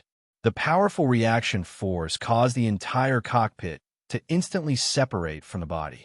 Like a perfectly round metal shell, it whistled and shot diagonally into the sky above the wasteland. Almost at the same time, a loud roar came from the bushes hundreds of meters away that had been silent for too long. A dark-colored spaceship covered in optically absorbent material flew diagonally under the propulsion of a powerful engine. The 10 or so Federation MX mechas were completely unable to react at all. They could only watch as the cockpit that had been ejected and the spaceship that had been hidden behind the bushes at some point in time completed an incredibly precise mid-air capture maneuver in mid-air. Then, it turned into a conspicuous line that tore through the blue morning sky, whistling away from the Golan Heights at high speed and flying out of the atmosphere. Perhaps it was July, but there was more than one meteor in the sky. Through precise calculations and the combination of materials, Philip had sent 2 air-to-ground transfer spaceships to the Golan Heights at once. The spaceship that was dragging Holway was only a target used to attract the Federation's attention. The spaceship that was actually used to pick up people silently landed behind the bushes.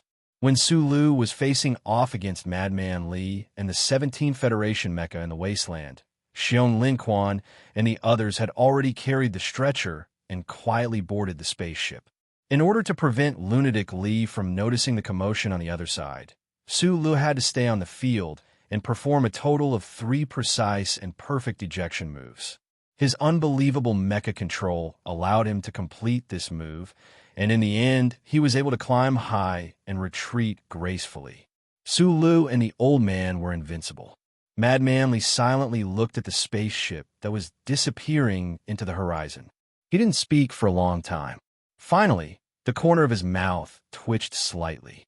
He muttered to himself in a low voice, 3 ejections. You're still so strong. But who can distinguish between black and white? The surrounding cockpits opened one by one. The pilot that was held hostage by Sulu was also rescued. In the last moment before the cockpit was ejected, this pilot was thrown out. After a short period of unconsciousness, he woke up. His life wasn't in any danger. The morning breeze brushed past. More than 10 black mecha were looking at the eastern sky. These were the most outstanding soldiers of the Federation. Their faces were filled with resentment and anger. They cursed Su Li's shamelessness and cunning angrily, and then they looked at the beheading happiness mecha with complicated expressions. As members of the core mecha camp directly under Madman Li, they knew very well what kind of strength their colonel possessed. Thus, at this moment, they were somewhat puzzled and confused. Why didn't their colonel do anything when the cockpit was ejected at the last moment? Yes, during the process of the last cockpit being ejected, with Madman Li's strong mecha control skills, he definitely had the time and opportunity to stop or knock down the cockpit. However, for some unknown reason, in the end, he didn't do anything. Perhaps it was because of Su Li's last sentence. He said he wanted to go back to the Federation to kill my father. Madman Li lit a cigarette and said expressionlessly, I feel that this matter can be done. I'm too embarrassed to do it myself, so someone has to do it.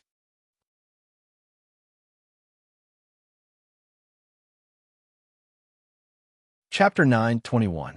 There was a saying in the Federation that the thinner the lips, the colder and more ruthless the temperament of a person. This saying was hard to prove with Su Li's attitude on the surface, but when probed into the depths of his heart, it vaguely made sense. On the other hand, Madman Li was the opposite. He was the youngest colonel in the Federation with thin lips. If he hadn't been willing to silently protect Du Shaoqing for 3 years, he might have already become the youngest general in the history of the Federation.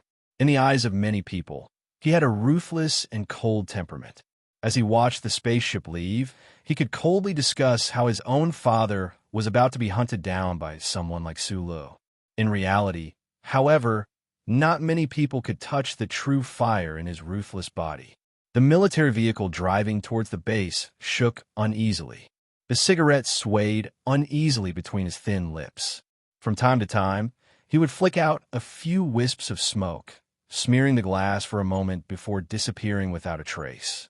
Just like the thoughts that were rapidly flashing through his mind at this moment.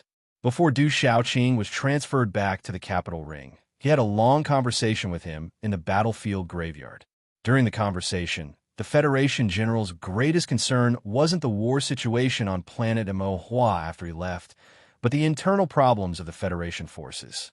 The political atmosphere of the Federation, especially the capital's special district's political atmosphere, had long been corrupted. The infamous Joint Investigation Department had long wanted to extend their tentacles into the front lines outside the Space Channel, but they didn't dare make a move due to Du Shaoqing's power and influence. Du Shaoqing was worried that after he left, no one would suppress the Joint Investigation Department, which had extremely high authority. He was worried that those filthy political conflicts would invade the forces, so he secretly instructed Li Feng to closely observe, pay attention, or guard against such anomalies. This seemingly difficult task was very simple for Li Feng because he was the grandson of the Lees of Philadelphia, the son of Chairman Li Jiedu, and everyone knew that the man behind the dark curtain was none other than Li Jiedu. As per Du Shaoqing's instructions, Li Feng had been keeping a vigilant eye on the 17th Division. Even after being sent to the Straits to take charge of the battle, he had not forgotten about this matter. When he confirmed that the new 17th Division would not be going to the front lines, and that the upper echelons of the military and the investigation department probably did not do anything, he relaxed. Then, at the end of the continuous battle, he was somewhat shocked and angry to receive news that the NTR team of the new 17th Division had defected. This was an accident. If Da Vinci had obediently accepted the investigation and not chosen to fire back, then none of the subsequent events would have happened. In a dark room in the headquarters deep in the base, General Hu Lian, the commander-in-chief of the federal military, looked at the young officer in front of him. After a moment of silence, he continued to explain, "You should be very clear about the whole process of the matter. According to the on-site investigation and testimony, the shooting incident could have been an accident, or it could have been a cold-blooded murder by Leonardo da Vinci and others." General Hu Lian was the highest-ranking officer on the front lines. He had the highest authority and authority. Logically speaking, there was no need for him to explain these things to a colonel. However, because of the other party's special identity and the ruthless aura hidden under his calm expression, he had to explain. Li Feng's thin lips slightly opened. There was no emotion in his voice. An accident and murder are two completely different concepts. But in the end, people died. General Hu Lian looked into his eyes and rubbed his forehead. He said in a low voice, "Small Eyes Combat Team and Reconnaissance Team died. There were also people in the NTR 2nd Camp of the 17th Division, and then Leonardo da Vinci fled. Deserters and defectors are still two completely different concepts." The young officer's voice was still calm.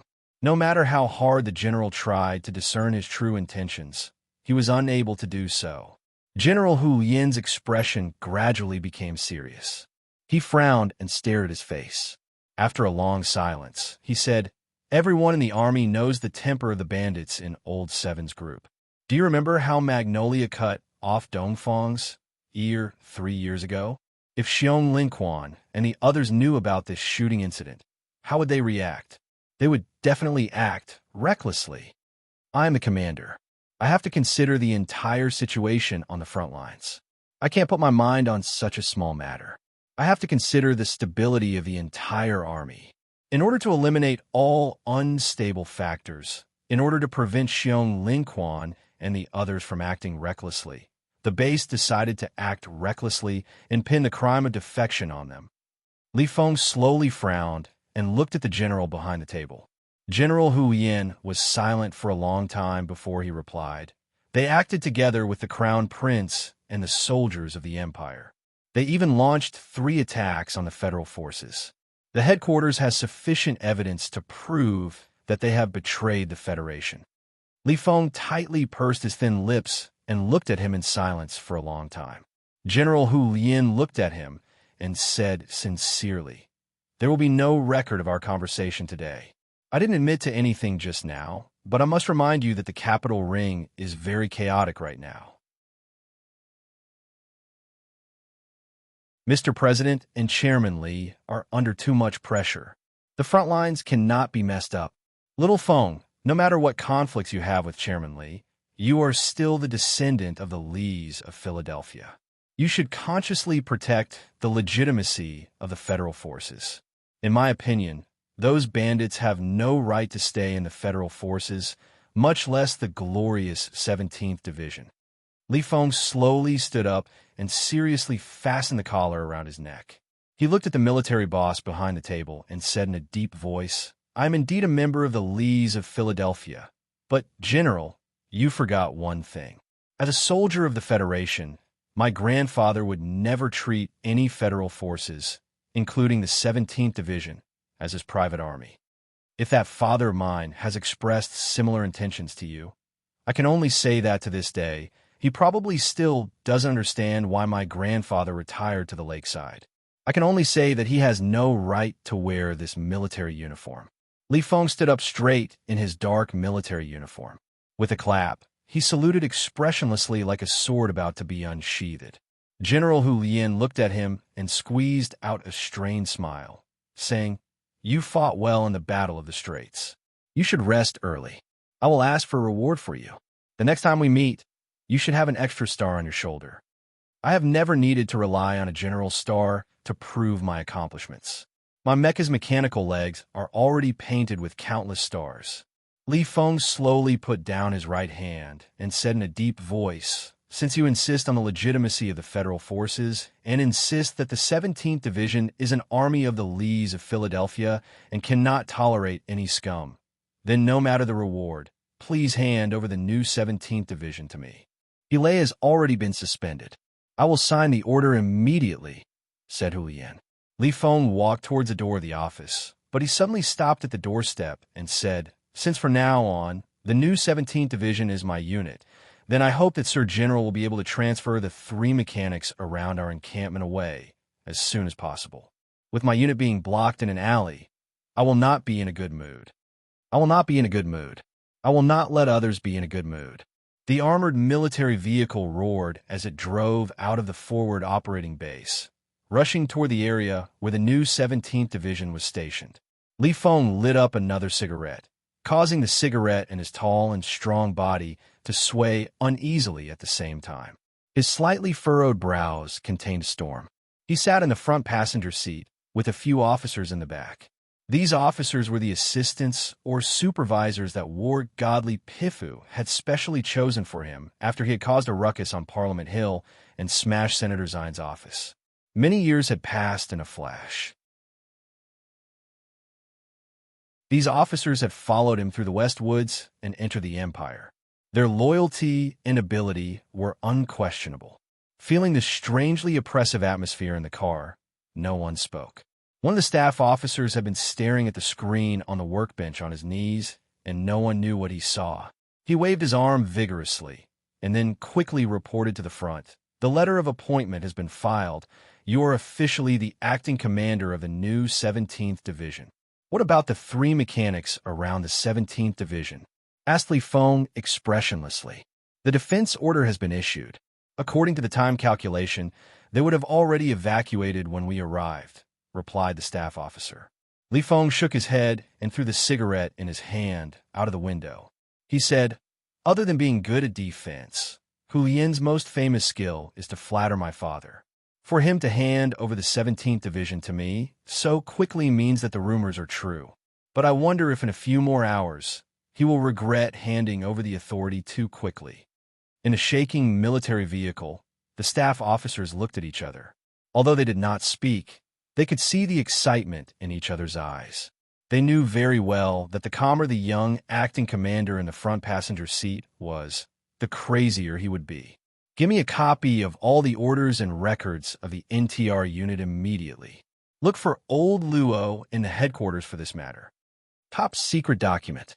His authority level is not enough. Just say that I want it. If anything happens, I will take responsibility for him, even if it is the Bureau of Proclamation." "Yes." Also, Li Feng frowned slightly. Thinking of Su Li's words before he left, he said, "Investigate what exactly happened with the earthquake at the BG Plateau." A battered military vehicle drove into the military camp in the desolate twilight. Smoke and dust could be faintly seen in the distance. It was probably the movement of the three fully equipped mechanics.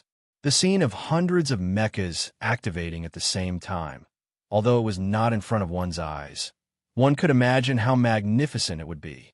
His military boots stomped heavily on the ground. Madman Li walked out of the military vehicle. There was no emotion on his face, only a violent rage that was almost impossible to suppress. On the way, he had already obtained all the secret records and completely understood the so-called rebel army's command and pursuit, so he no longer hid his true emotions. He did not care to hide them. "Get out! Get out! Get out!" The young acting commander's burly body burst into the military camp. The military police who were ordered to monitor the 17th Division were directly blown away by a series of thunderous roars. Walking into the new 17th Division headquarters, the first thing Madman Li did was to stop He Lei's confinement.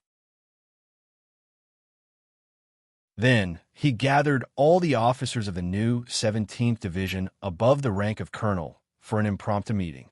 "My name is Li Feng. From today onwards, I will be the acting commander of the new 17th Division."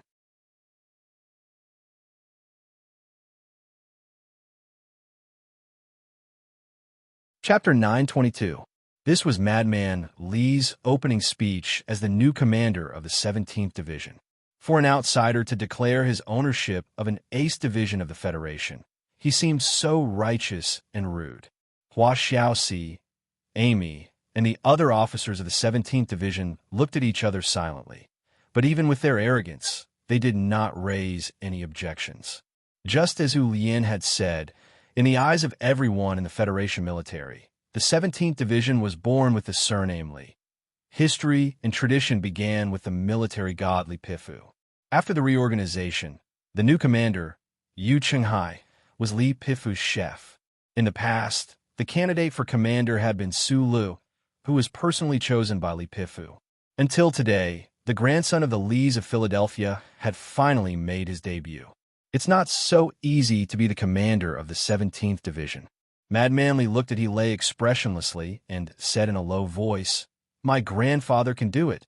So can old Commander Yu. If Su Lu is not from the Empire, so can I. But you can't. Do you know why? Because you can't be like my grandfather, flying a broken mecha for 1,000 miles and killing the Emperor of the Empire.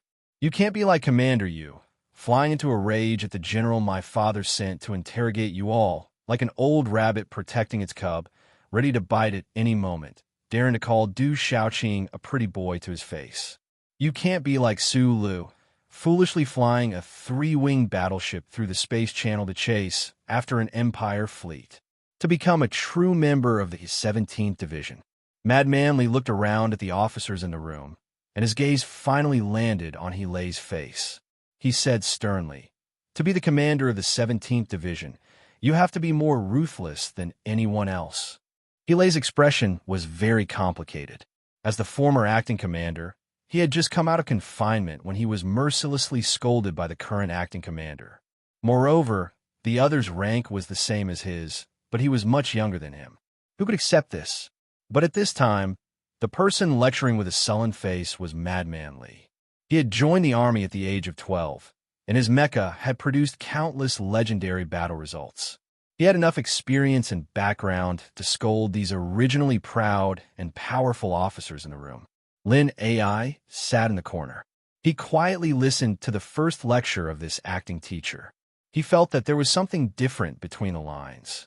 It was as if he was deliberately provoking a certain emotion in everyone, causing the atmosphere in the room to become irritable.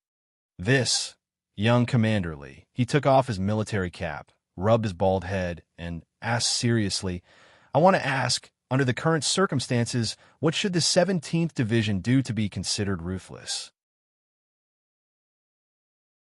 The officers of the 17th Division in the room all knew very well that the so-called current circumstances referred to the NTR unit of their division being ordered to carry out the most difficult mission, and then being framed as a traitor by the upper echelons of the military.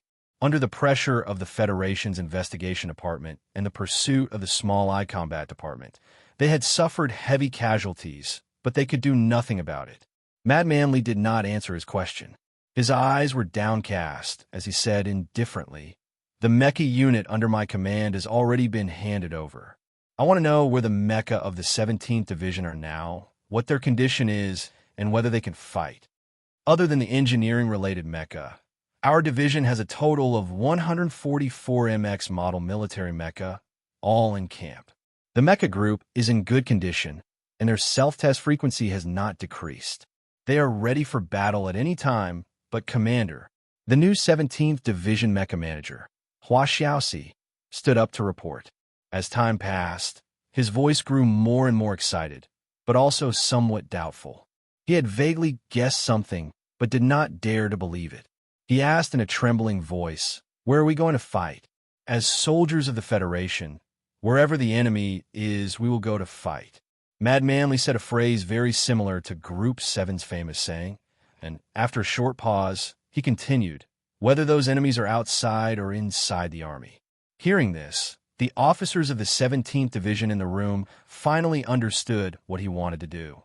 The expressions on their faces fluctuated between shock and doubt, excitement and hesitation, and in the end, they were all replaced by an iron-blooded ruthlessness.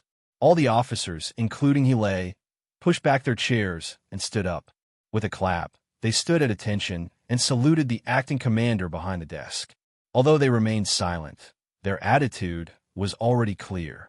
Acting Commander Li Feng, who had just entered the 17th Division's camp less than half an hour ago, led his subordinates in dozens of bulletproof military vehicles, leaving the camp in a cloud of dust.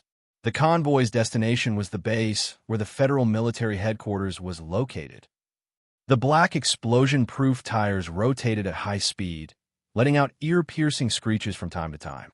The stones in the field were crushed and sent flying in all directions, and the soft soil was thrown everywhere. Dozens of Federation military vehicles roared forward at the same time, dragging countless black and yellow tails behind them. It was an exceptionally majestic sight, and the momentum was astonishing. The base war zone had been completely controlled by the Federation 3 years ago. Within an area of several thousand square kilometers, there were 17 Federation ground troops stationed, and the total number of soldiers exceeded 200,000. Although there was no need to closely monitor the rear of the base, this shocking convoy still alerted the sentries of the various troops at first notice. The reorganized Mechanic Division, the new Armored Division, the Rapid Reaction Brigade, and the various troops all tried to do something after receiving the information, but when those generals with outstanding military achievements confirmed that the convoy came from the new 17th Division base, and that Madman Lee was sitting in the military vehicle at the very front, they immediately understood what the new 17th Division wanted to do. After a moment of silence, they restrained their troops and entered a strange period of silence. It was impossible for the Federation headquarters and the base to remain silent. Lieutenant General Hu Lian's forcefully suppressed cold voice rang out in the vehicle system. "Little Feng, you want to start a mutiny right after taking office? This is F*King nonsense. Go back immediately." Madman Lee looked at the base lugs in the distance and replied expressionlessly, "Commander, if the 17th Division really wants to mutiny, there will be more than just a few dozen military vehicles here." Lieutenant General Hu Lian roared angrily. "A few dozen military vehicles? Don't think that you can hide from the eyes of the headquarters just because you have an old friend in the General Staff Department. The Bureau of Proclamation just sent out an emergency report, and the Federation has detected that the 17th Division's mecha have been activated and are on the way. What are you trying to do? Is there something wrong with your brain?" Madman Lee's delicate eyebrows slowly furrowed. He really did not expect that the tattered charter network of planet Mohua would be able to notice his deployment so quickly.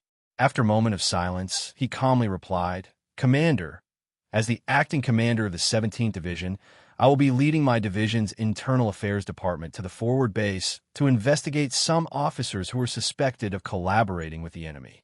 In order to prevent any resistance, I have ordered the mecha group to be activated. Please understand." Lieutenant General Hu Lian angrily rebuked. "Bullsh*t. What authority does a division's internal affairs department have to investigate a case? Or are you saying that you, as a division commander, want to overthrow the headquarters? You misunderstand.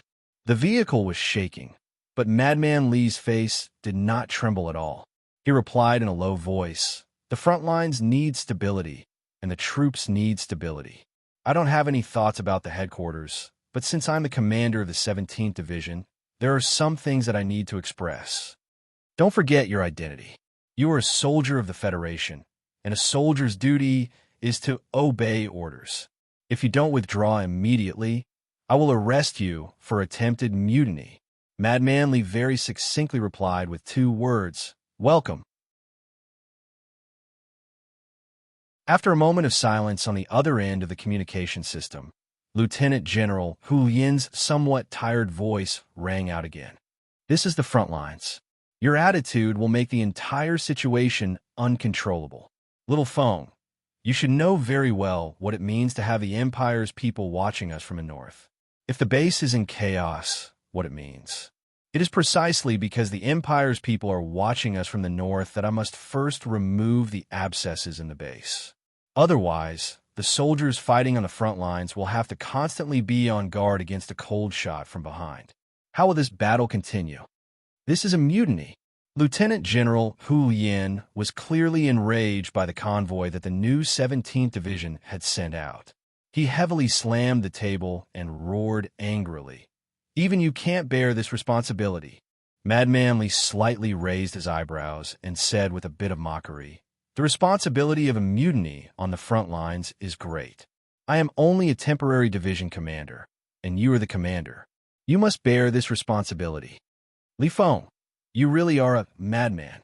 The convoy began to slow down, and the smoke outside the window gradually settled down. Madman Lee's raised eyebrows slowly calmed down, and he calmly replied, "Everyone knows that." Without waiting for the other side of the communication system to ask again, he ended the communication. Staring at the nonstop beeping of the communication system, the livid Lieutenant General Hu Yin's lips twitched slightly. He asked with a hoarse voice, "Have they boarded the ship?" Director Barry and the Federation Investigation Department officials haven't had time to board the ship.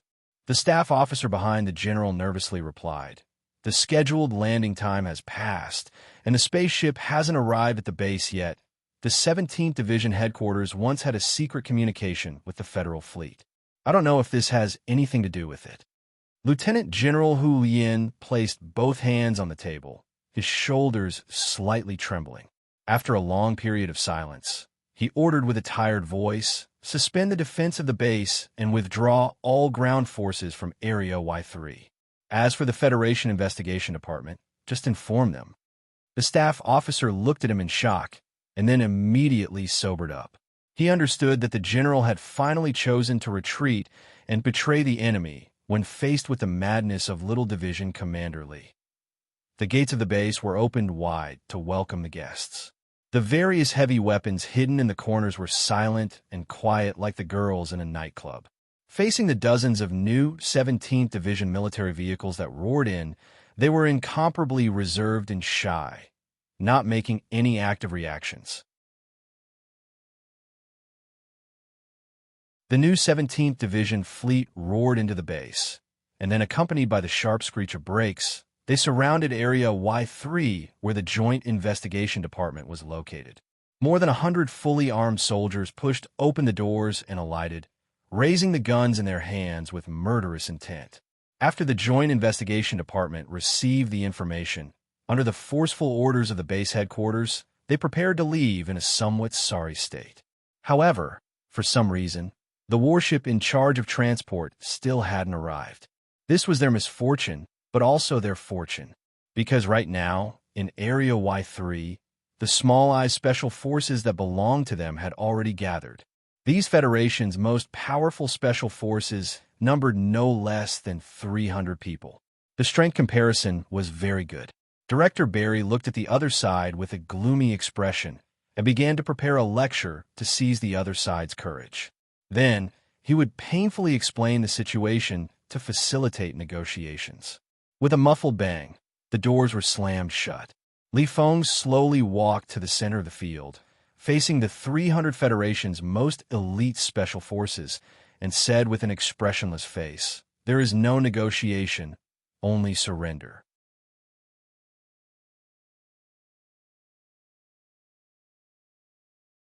Chapter 923. The most powerful secret force against the most elite army soldiers, with the newest guns in their hands, seemed to be in a tense confrontation, but everyone knew who had the upper hand. The new 17th Division was the trump card of the Federation, but the small-eyed force was known as the most powerful special force of the Federation government.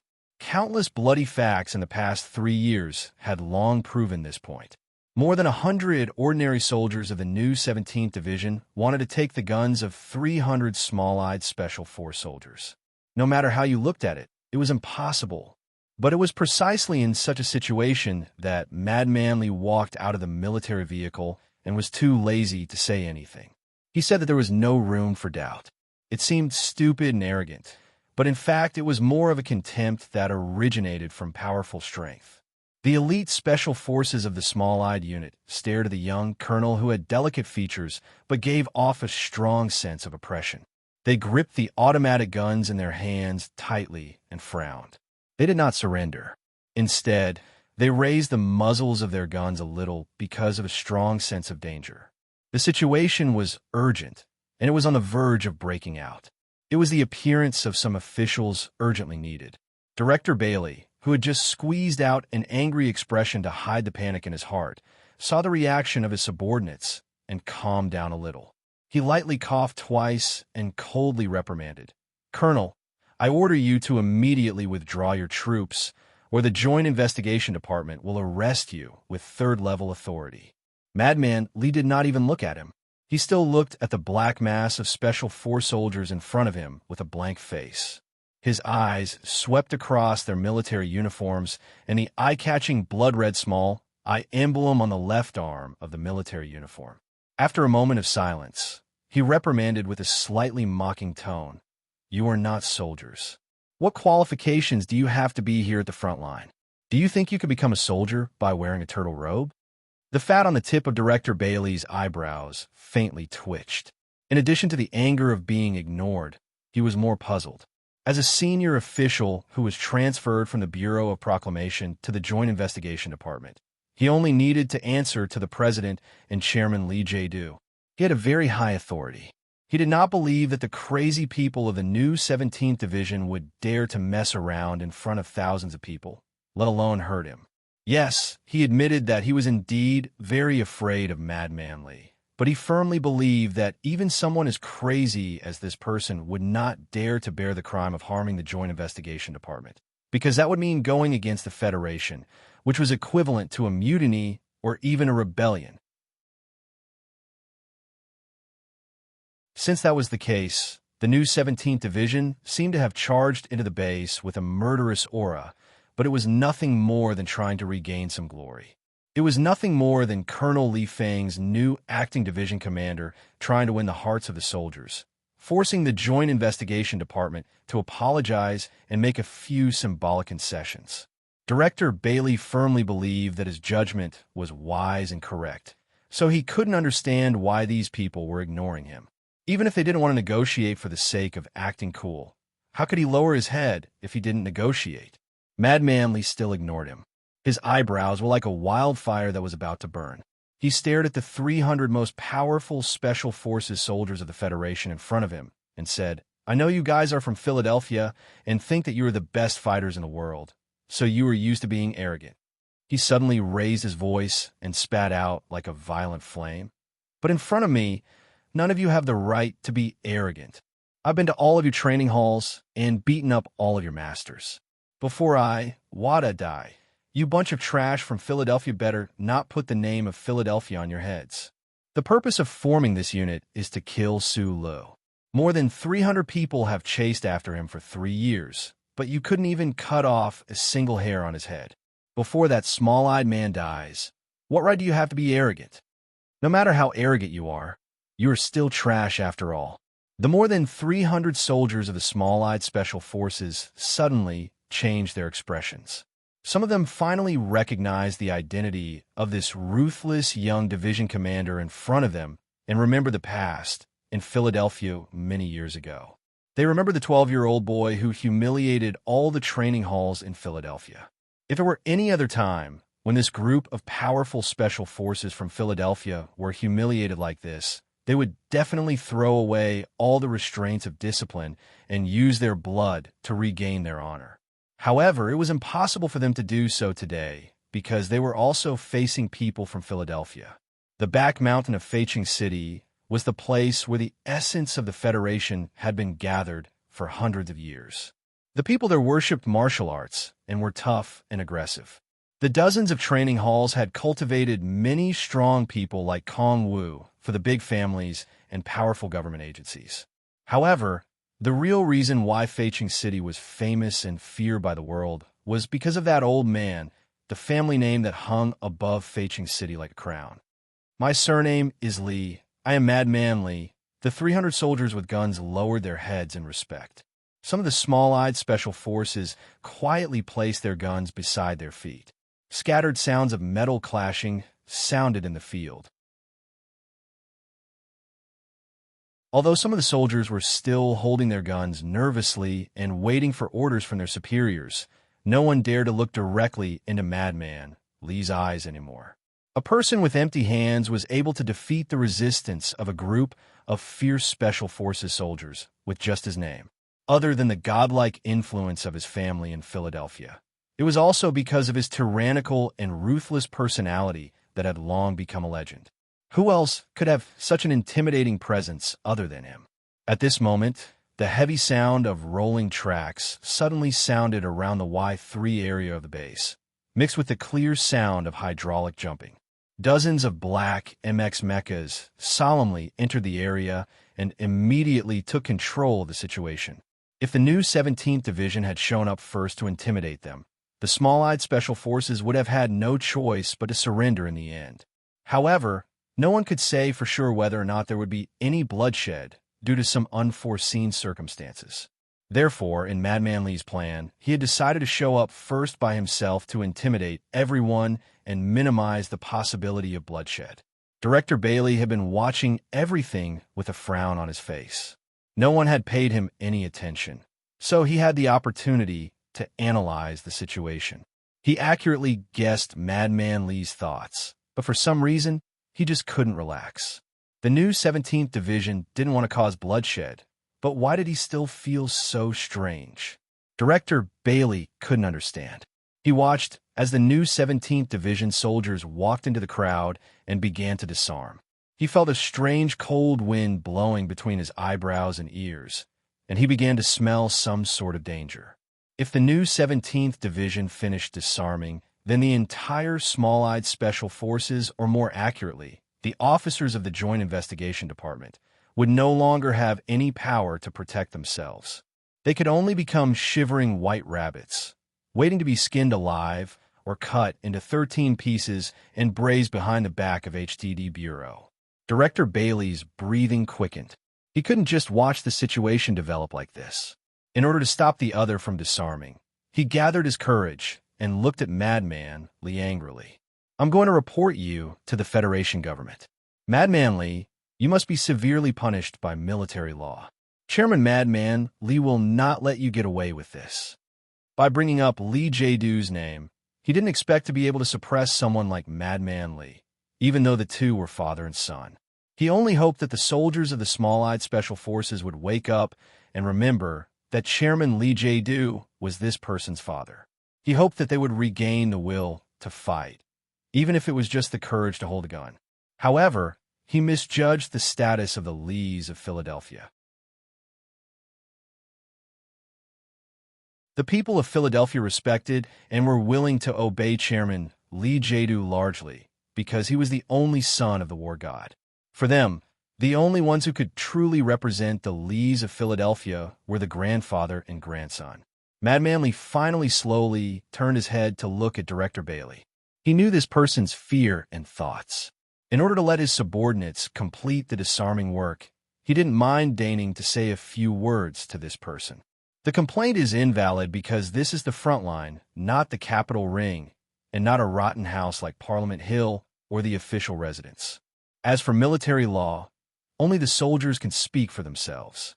He looked at Director Bailey and said expressionlessly, "It seems that you know very well what kind of land you are standing on. Then you should understand that it is more dangerous for you to stir up trouble on the front line than to play tricks behind the scenes. Behind the scenes, you frame people and extort confessions through torture.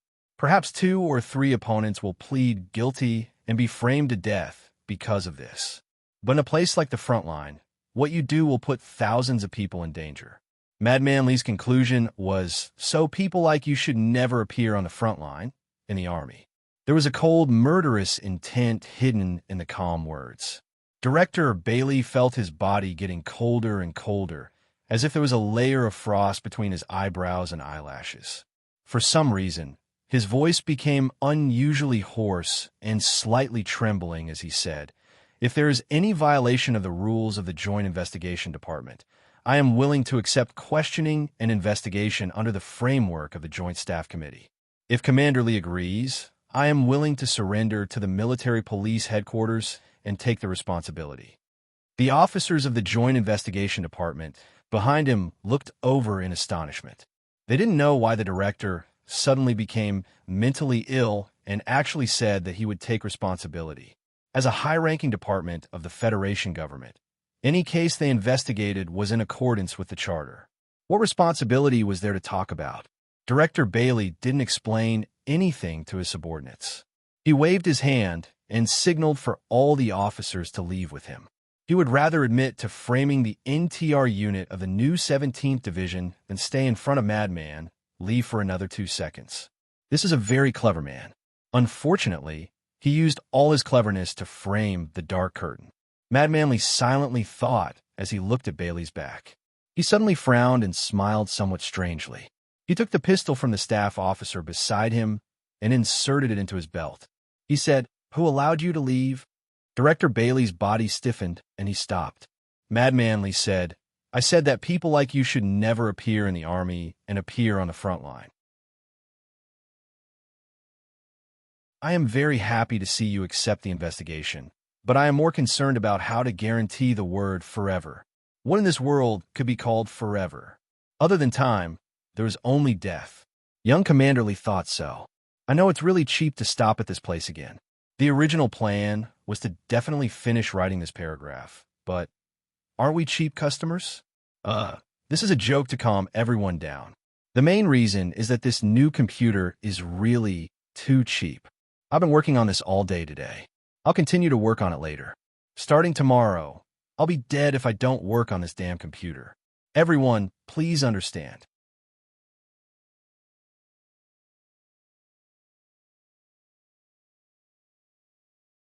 Chapter 924. Ile walked forward and took out a piece of paper from his left breast pocket. Facing the handwriting on it, he read, "Mu Fei, Liu Yuqing, Neo, Fan Yong. Those who have been named will stay for investigation.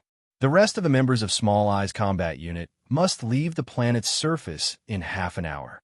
He looked past Madman Lee's steel-like shoulder and looked at the gray sky. He nodded slightly and said, "The fleet support ship is about to land." The Joint Investigation Department had 9 names named and asked to stay.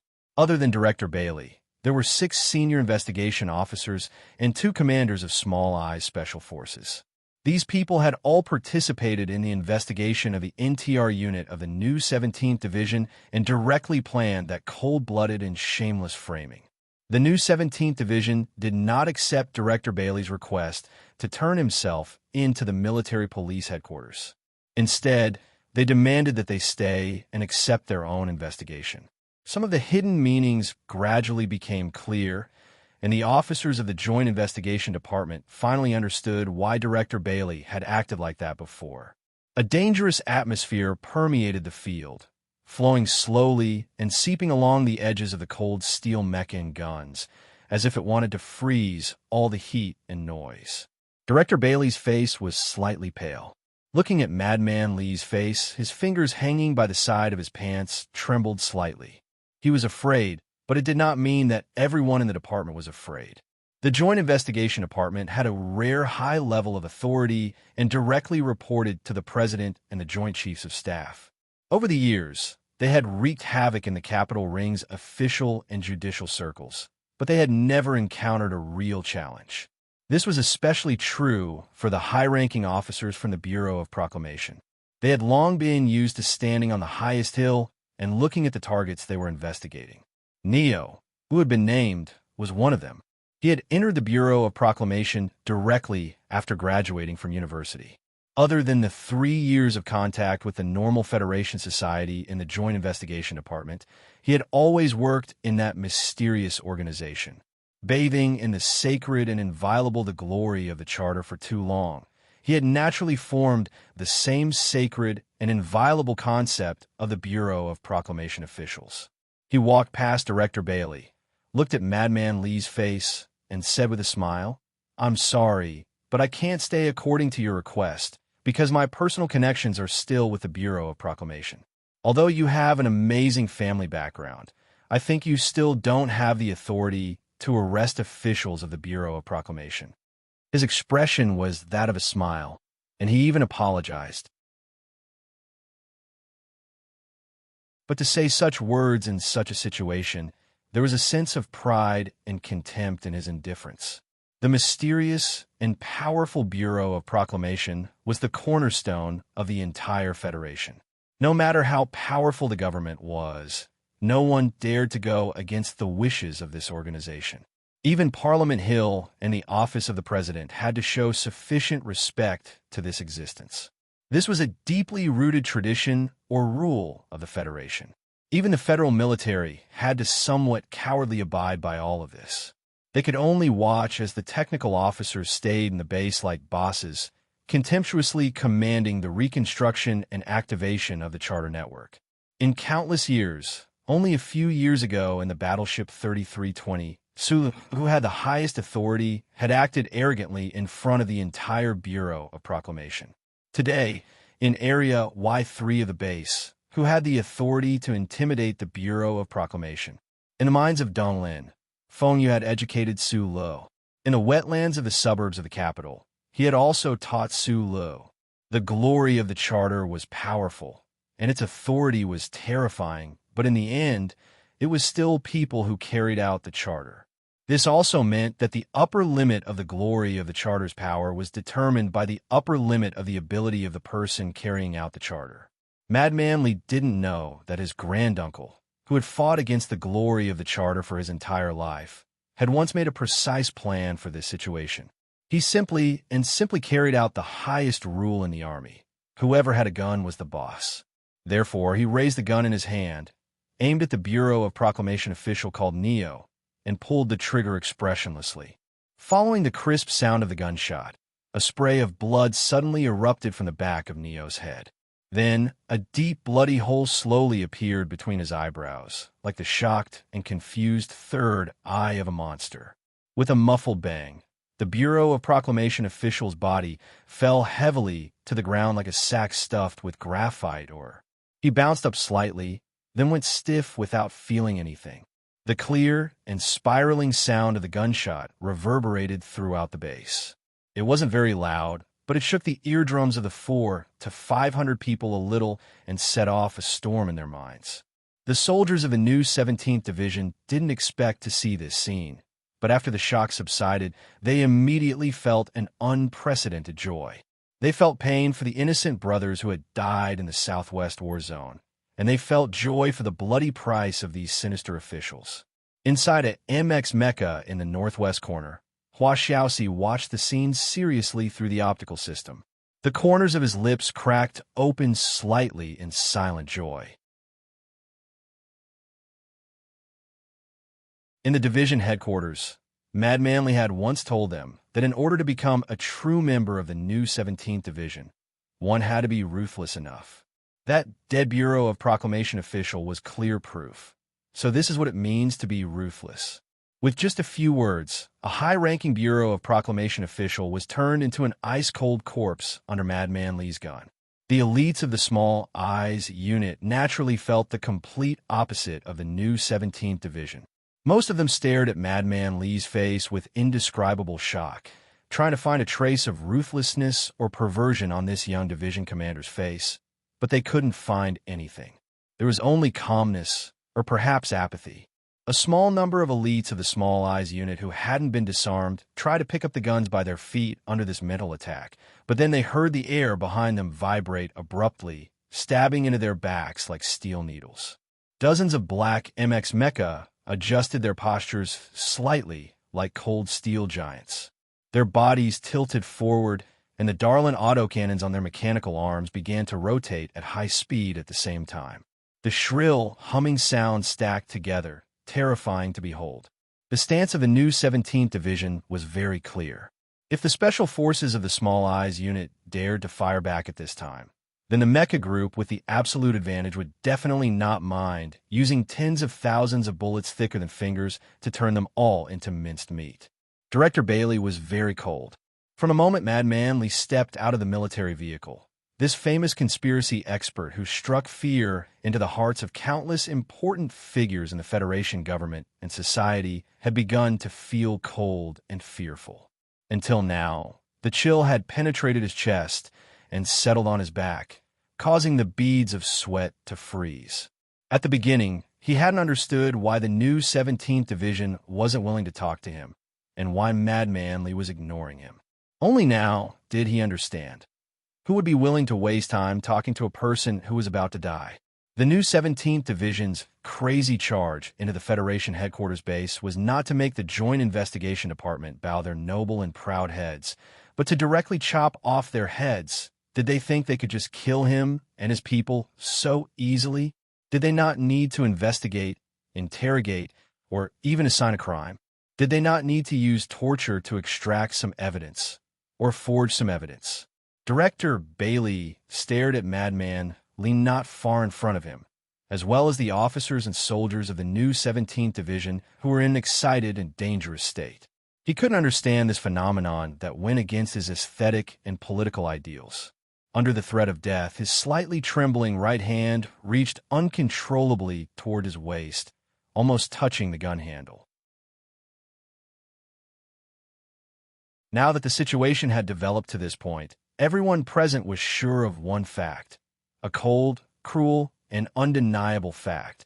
The 9 people who had been named by Hele would definitely be killed by the new 17th Division today. One of them was already dead, slumped on the ground. 2 of the people who had been named were commanders of the Small Eyes Special Forces. As mentally and physically strong soldiers, they weren't willing to die just like that.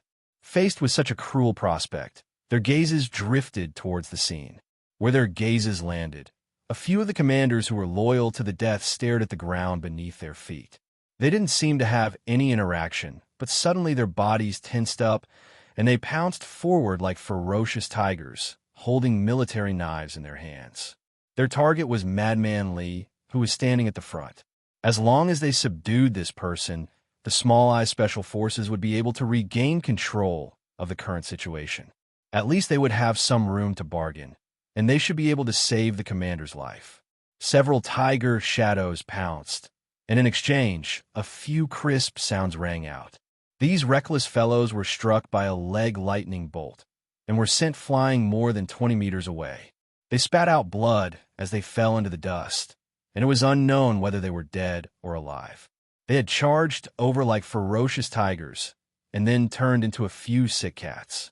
That was because the young commander they had attacked was the Real Tiger. He was a tiger with the aura of the Westwood's thin tiger in his chest, a tiger that had grown up on the bloody battlefield. Madman Lee pulled back his right leg expressionlessly and turned his head to stare coldly at Director Bailey's face. He didn't look at the hand that was reaching for his waist, but his gaze gradually became violent, and he lashed out viciously like a flaming whip.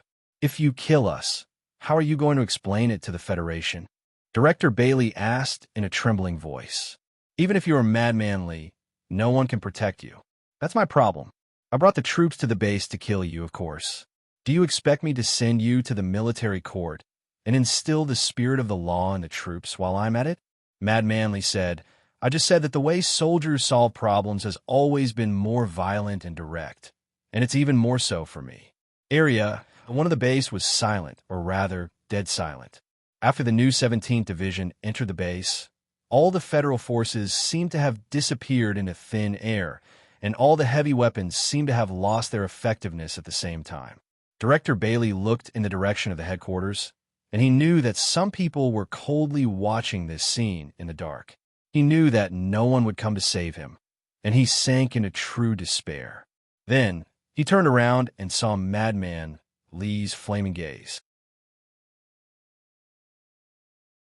As if burned by the heat of the gaze, his right hand uncontrollably gripped the handle of his gun, and he suddenly pulled it out and aimed at Madman Lee's body.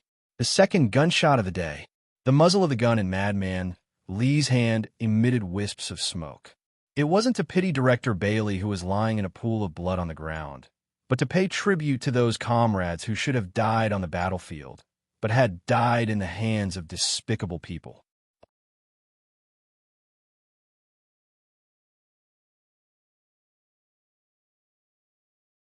Chapter 925.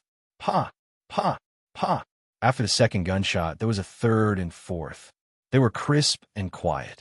The walls of Area Y3 of the base were covered in blood and dust, including Director Bailey. 7 officers of the Joint Investigation Department who had framed the NTR unit of the new 10th Division had died. The 2 beady-eyed commanders who were in charge of chasing down the lone soldier and causing the deaths of 8 federal soldiers had also turned into ice-cold corpses.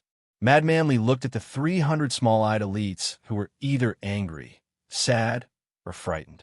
He said, "If you don't want a day to turn into a massacre, then don't move. Obediently board the ship and leave. You aren't real soldiers, so you don't have the right to stay on the front lines. When you return to the Capitol Ring, tell your highest commander." He continued, that Chairman Lee J. Do. "I don't care what he's doing behind the scenes, but if he dares to send those officials and you to the front lines next time, I'll kill every single one of them I see."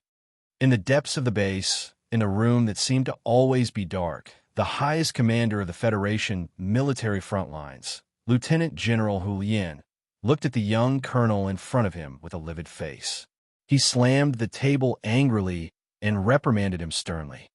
Using a violent machine to execute high-ranking Federation officials without trial, and 9 of them at once. Where did you get the guts to do that? Li Feng's expression was no different from when he was supervising the executions in Area Y3 of the base. He was still calm and indifferent. Only the clear light in his eyes showed that he had already shaken off that crazy and violent mood. He wasn't interested in listening to the commander's reprimand. His eyes moved around the dark room. He felt that after Du Shaoqing left the front lines, the windows of the headquarters room seemed to always be covered with black curtains. It made him feel a little unhappy. Do you know?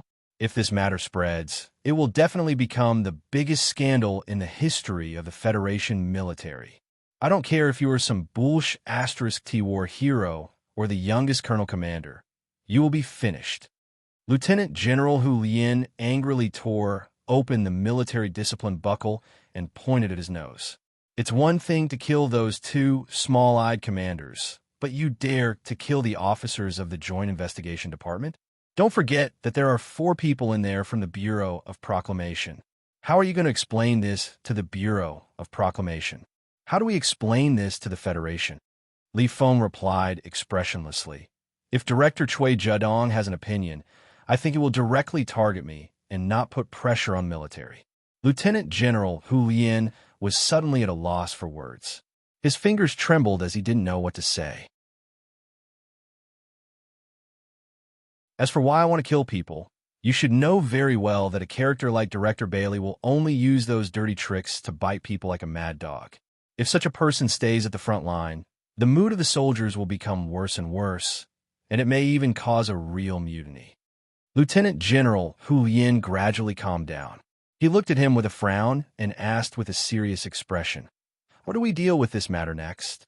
You executed a government official in public. No matter what, you can't hide it.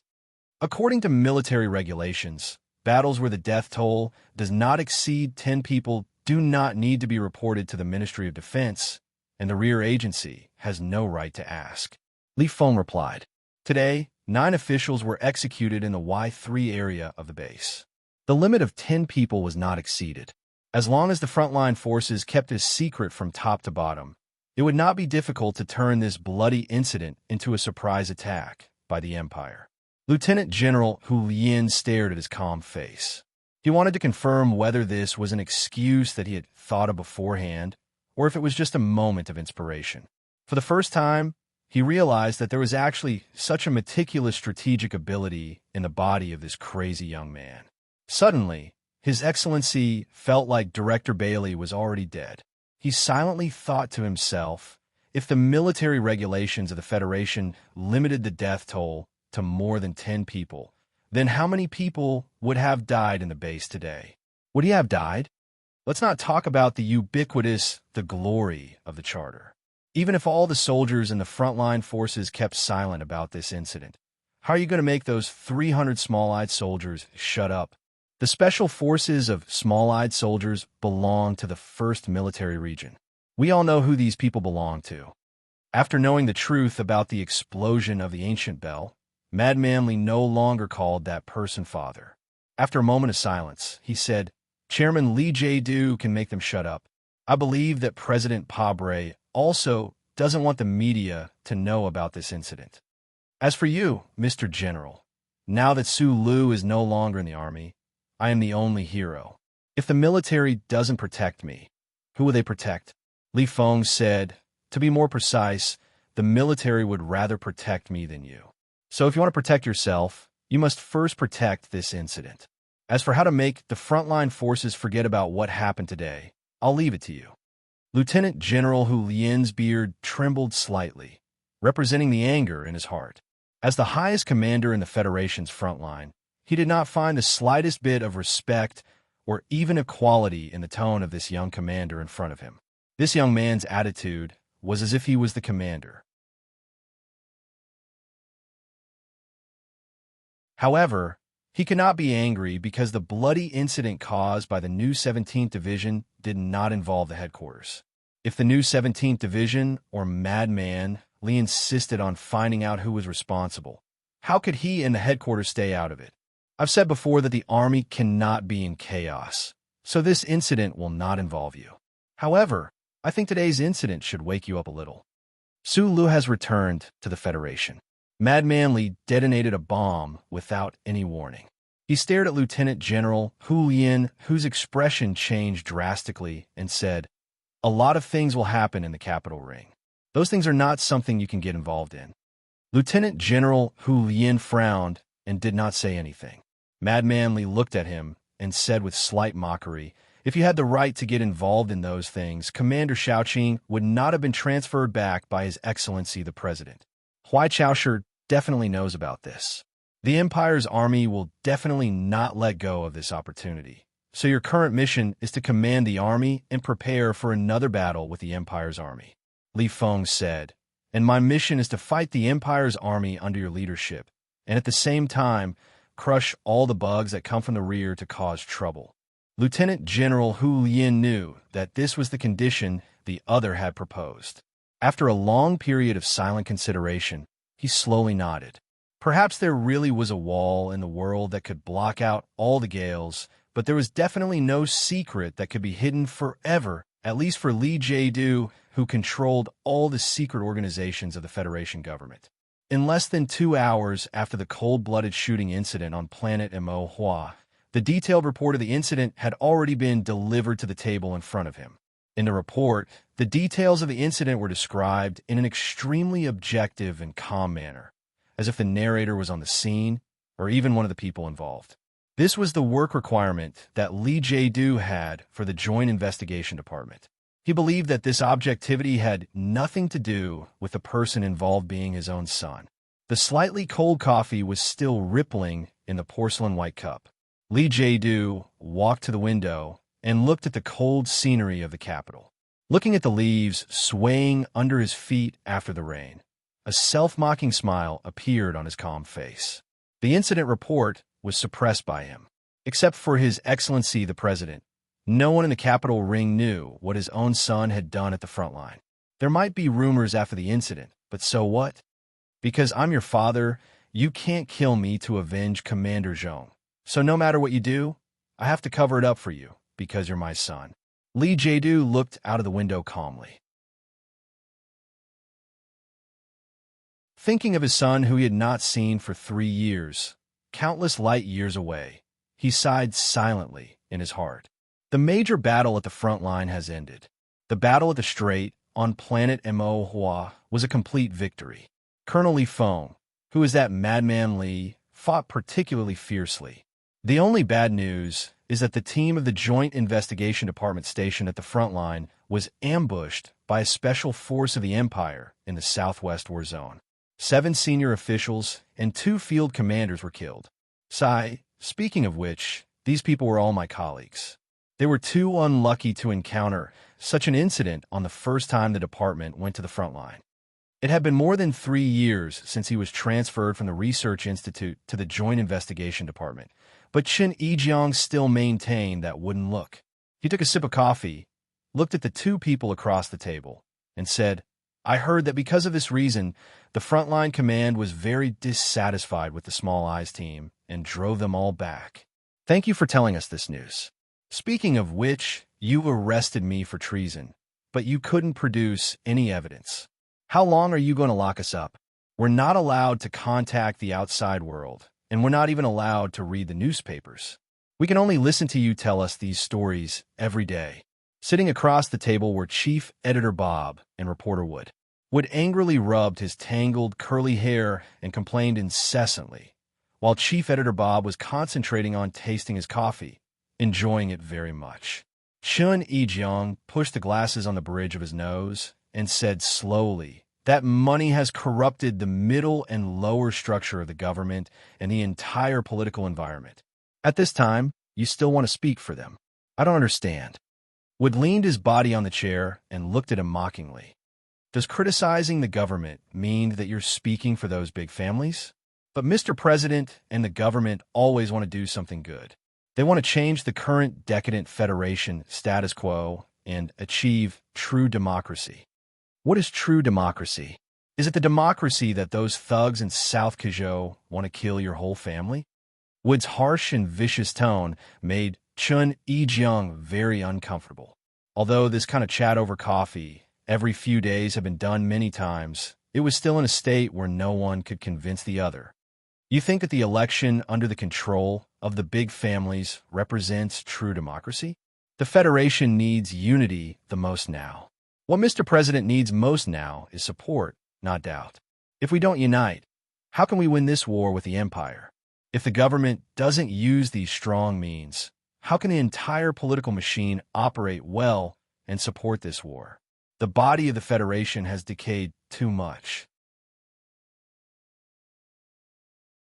If we don't use a sharp knife, how can we cut off the rotten flesh and restore health? You're tuning into the Warrior Lore YouTube channel. Don't forget to subscribe and join us on this journey to catch the most captivating stories.